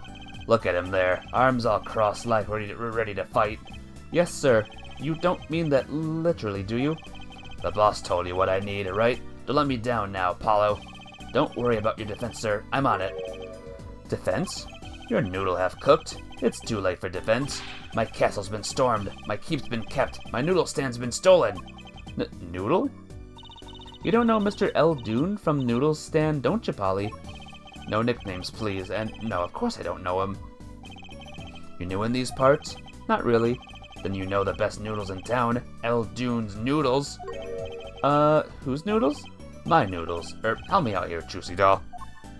Noodlehead. This guy's a noodlehead. I like his name, by the way. This is Mr. Guy Eldoon, our client. What's Eldoon backwards, by the way? Maybe you can tell us what the problem is, Mr. Eldoon. When does Phoenix get into fighting and grow a giant blue glowing hand? In whatever game that is, or whatever. He's a Pastafarian? Pastafarian. I hope that pun is in this, Anything for you, Chusy doll? Who's this guy? So, you run a noodle stand, Mr. Eldoon. Guy Eldoon's the name, and noodles are my game. The secret's in the soup. I've been searching for the perfect soup for 1.5 years. Oh, that's not that long, really. My family's been noodle men for generations. Got a lot of expectations on my shoulders. 15 fathers passing the noodle to 15 sons. That's a pretty old noodle. Don't think Pastafarian was a thing back when this came out? No, I don't think so either. Aye, and fool that I was, I pushed it away. I rebelled against my pops and picked another livelihood. But it didn't turn out so well. Oh, there was no denying it. Salty broth runs through these veins, boy. So, it was like destiny that you became what you are. Right, destiny's the word. Oh, I thought it. But in the end, I was bound by the twisted noodle of fate. Not a mental image I care to linger on. So, last year I started my noodle stand, the 15th generation of Eldoon's Noodles. Okay. So tell me more about Eldoon's Noodles. You don't know the genius that are my noodles. I make them so salty, why, they're saltier than salt. No, I really don't want to find out. Daddy's a regular at his noodle stand. He frequented my pops' stand back during his attorney days, too. Yep, him and his assistant. I'm sorry. I'll be sure to drop by your stand soon. Wish you could, Sonny. Eh? Heck, I wish I could. I'd give anything for a bowl right now. About now. What do you mean? It was stolen. My stand. Gone. Stolen? A shame that this dude is made for jokes about the noodly appendages of the flying spaghetti monster. Oh well. No, I do not know what that is. Sorry. It was last night. I was doing my rounds, blowing my whistle. It's like an ice cream truck's bell, but louder. Even gets complaints. Now you're just trying to butter me up. That sounded more like the blues than a whistle. I closed up my stand for the night and parked by the house. Then, this morning, dark and early, it was gone. My keep, my castle. Oh! Maybe some bum carted it off? Just guessing here. Well, I don't care who did it. Without that stand, I'm finished. All my noodle bowls were in there too. That's the saddest thing I've heard all day. You know it. Anyhows, that's the deal. Good luck. Good. Huh? Wait. What exactly is your request? My noodle stand. Find it. And the day you bring my baby back is the day you feast on as many noodles as you want. Of course I make it so hot and salty, 2 bowls of Kill Man, that I'd really need a defense. Speaking of defense, that's what I do. I'm a lawyer, not a detective. This is where I live. You drop by if you need any info, okay? It's a joke religion? Oh. Mocking the concept of dog god, it mocks the concept of organized religion. Okay. Cool. Get it back today if you can, Paulo, and I got noodles to make. Things have certainly taken a turn for the bizarre. Traffic accidents and noodle stand thieves. Actually, there was something I wanted to ask you about too, Apollo. Huh? I have a bad feeling about this. Listen to the lady's problem now. Don't be cruel. I lost something last night. That is, something was stolen. Hey, what's this? More thieving and skullduggery? Well, someone stole a pair of my panties. Panties?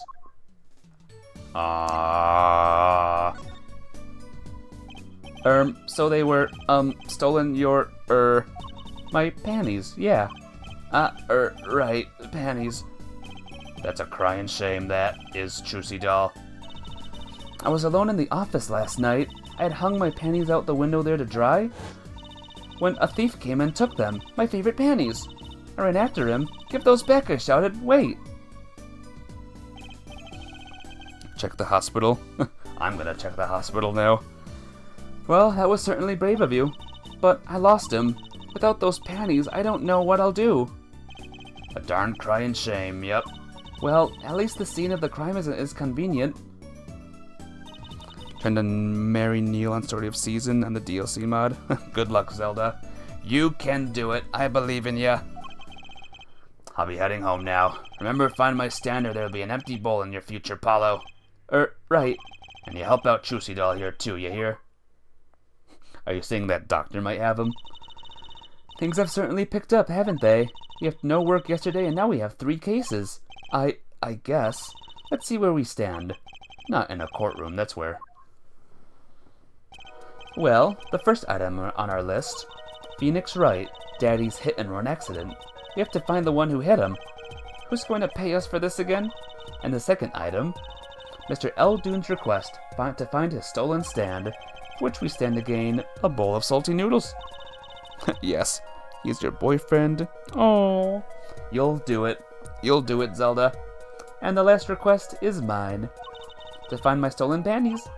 That bowl of noodles is looking better and better. Let's go, Polly, to the streets. Aren't you enthusiastic? How could I not be? Let's crack these cases, you and me. I guess we might as well get started. Let's see, a hit and run, a stolen stand, and last but not least, stolen panties. Whew, did you ever expect this, guys? This was case 2. I guess we'll go to the accident scene.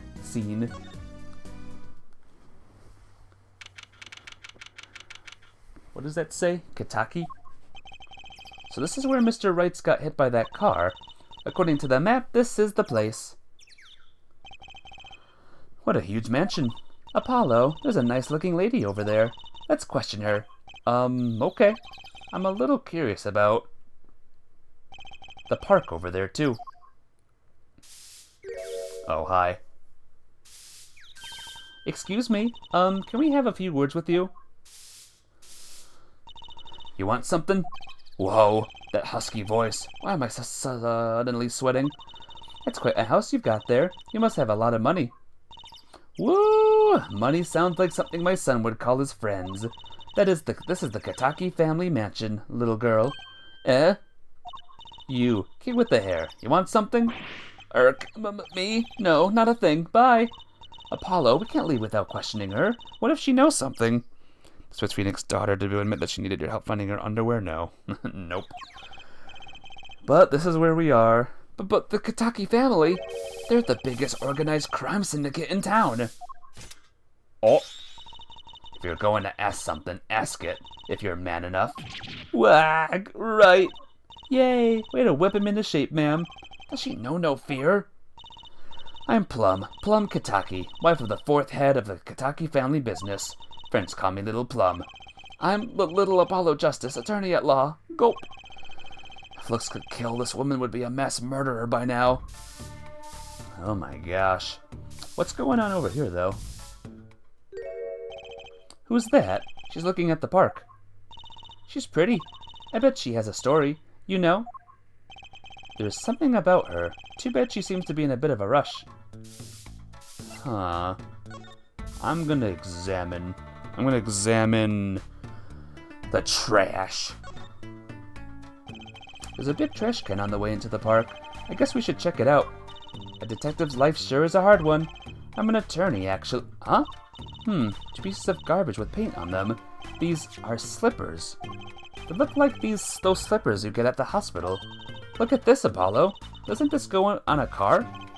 It's a side view mirror. Looks like it was torn off when it smacked into something, or someone. Wait, you don't think... I do. This could be the car that hit Mr. Wright. Wow, and he took off its mirror? I never knew Daddy was so strong. I only have room in my pocket for one of these, though. Which do you want to take? How about the mirror for now? The doctor? The doctor. We haven't seen a doctor yet, though. Personally, I'm a little more interested in this park. You know what I think? I bet they're filming a movie. Let's go take a look. Maybe we'll see someone famous. Hey, miss, stay out of the park. He got mad at me. Did something happen here, officer? No. Move along. Nothing to see. Why don't you kids go play someplace else? We're not kids and we're not playing. I'm an attorney.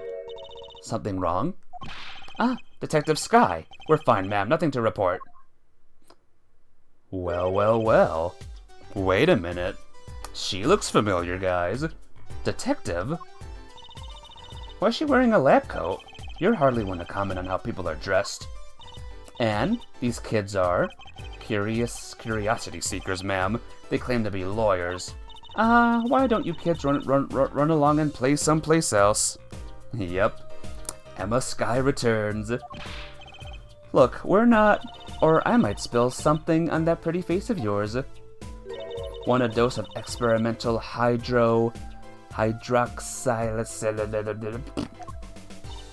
Come again? What's hydroxy stuff? Whatever it is, it doesn't sound good. Let's go, Trucy. Try to keep out the riffraff, if you would. Yes, ma'am. Grr, how are we going to get more information like this? Why don't we ask the nice woman across the street? Oh yes, that nice woman. Gulp. Well, there's a familiar person, guys. Right. Alright, hello. Hello, madam. What's up? Little Plum? That's a really cute nickname for someone so... Yes? Whoa. What is it, Apollo? How about you go through me when talking to her, okay, Trucy? Huh? That seems like a bit of a needless procedure. I'm a lawyer. I live for needless procedures. Oh, little girl, you should know, we're gangsters. Oh, that means you're the bad guys. Trucy, through me, please. I'm begging you here. Wahahaha. The bad guys. I like the sound of that. I'm going to need some warm tea after this. It takes a lot of hard work to protect a family fortune. Things aren't as easy as they used to be for us bad guys. So you're saying that business is in a slump? Let's not ask about business if we can help it, please. The doctor's behind the hit and run? Which doctor, though? There's no doctor we haven't seen yet. Do you mean Emma? So there was supposedly a car accident here last night. Last night? Of course, you wouldn't know about it. Sorry to bother you. Wait. Yes? You're talking about that man, aren't you? The one who flew 30 feet and just walked away? Oh, unless you mean, the weird doctor, the creepy doctor person. Is that what you mean, Zelda? That's my daddy. I should have known. One of our capos thought he'd make a great point man. Capo? Point man? Could you avoid using too much, industry lingo? The creepy doctor. I gotcha. I see. In any case, it's been nothing but trouble. I've been cleaning up this mess since morning. Bah! Cleaning up this paint? Was this paint spilled at the time of the accident? It was around 9 last night. I heard a crashing noise and found your father drowning in a sea of paint. So you came to his rescue? You've my husband, the boss, to thank for that. The car that hit your father knocked over this paint, then turned the corner and sped away. We're in the middle of repainting our wall, you see. I'm sure that dragon is glaring at me. But why are you out here cleaning it up? What do you mean? I mean, aren't you a gangster? Don't you have any goons you have to do your dirty work for you? Please, go through me when you want to. Don't be such a stiff lawyer boy. I suppose we gangsters do have a certain image. Yes. But we're community-oriented gangsters, you see. The boss likes to give back to the people. See? How noble of him. I availed myself of the public facilities to get rid of all the garbage. Now there's just the paint on the street to deal with. Public facilities? I wonder if she means that trash can. Can I ask you a question? What? What happened in the park across the street? Oh yes, quite the commotion. Chicago lightning, as the boss would say. Chicago, huh? Gunfire. Someone was killed. Strange circumstances too. You're kidding. What a morning. Trouble everywhere. The park, the gate, even our house. Did something happen at your house too? A crime without honor, without remorse. It's a private matter. Want to hear about it? Somehow I don't think no is an acceptable answer, Polly. Alright, what's your private matter? What happened? So, what happened at your house? Bloomers, last night. Eh? I got a bad feeling about this. Me, little Plum Kataki, the victim of a panty snatcher. What? So it wasn't just my panties that were stolen? Got you too, did they? Poor thing. Like I said, whoever did this is a hardened criminal. It wasn't you, was it?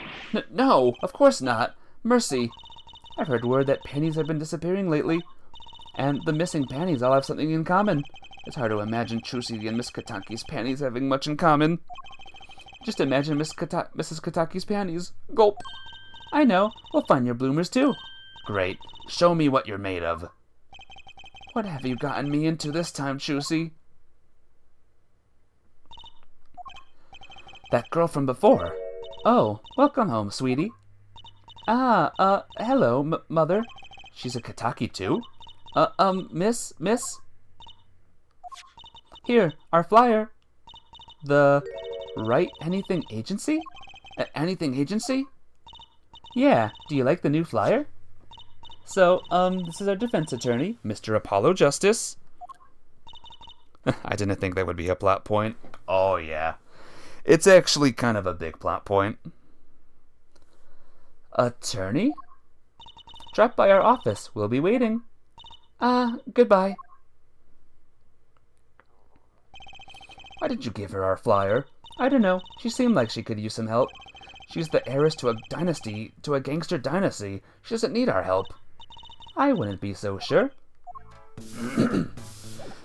Yep, this is case 2, guys, of the first Apollo Justice game. What do you think so far? Isn't this a weird flippin' game? There's paint splashed all over this gate. What a mess. Was this paint knocked over by the car that hit my daddy? That's right, Feh, and I'm left to clean up the mess. If you find whoever did this, please bring the scoundrel by, would you? Of course, then you can make them clean up their own mess. You're cute. Naive but cute. When I find whoever did this, you can bet I'll be doing some cleaning. There's nothing I dislike so much as a mess. Oh, I wish I could say cool things like that. I'll bet you do. Wahahaha. I'd laugh if my teeth weren't chattering so hard. Well, I guess we'll go back, You know what? We'll go here, and then we'll save the game and end it for the day. No! So, what's this place? This would be Mr. Eldoon's house, silly. Oh, so this is where his stand was stolen from. I can see a piece of evidence lying on the ground already. Hey! Merectus Clinic. Bargain 3 shots for the price of 1. Is that allowed, Captain Chips? Look, there's a police car parked over there. You're right. What's with the sparkly entrance? What is this place, a hospital? There's a sign. Merectus Clinic. Merectus Clinic. Yes. Oh, that's where the thief went. The thief? The one who snatched my panties. He ran into this clinic last night. Wait, maybe that police car is here to find my panties. I doubt it. Well, there's only one way to be sure. Let's investigate. There you are, Sonny. If you don't think so. Well, you find anything yet? No, not yet. The longer you loaf around here, the saltier your victory bowl gets. Just remember that. This bowl of noodles is sounding less like payment and more like punishment. Alright, guys. So what do you think of Apollo Justice Ace Attorney? Definitely very different compared to the last 3 games, huh? I mean, it would have to be different. We're 4 games in now. Of course it would have to be different. But yeah, I hope you enjoyed so far. Just to remind anyone, I will not be streaming tomorrow night because I will hopefully be sound asleep. I will be live tomorrow morning, and I won't be live Saturday at all. Unless something changes, of course, which I hope it doesn't. But yep, I'm gonna pull an all-nighter now, and I'll be sleeping tomorrow to make sure I sleep good. So, be well, guys. I'll see you all tomorrow. Have a good one, and take care. Bye-bye!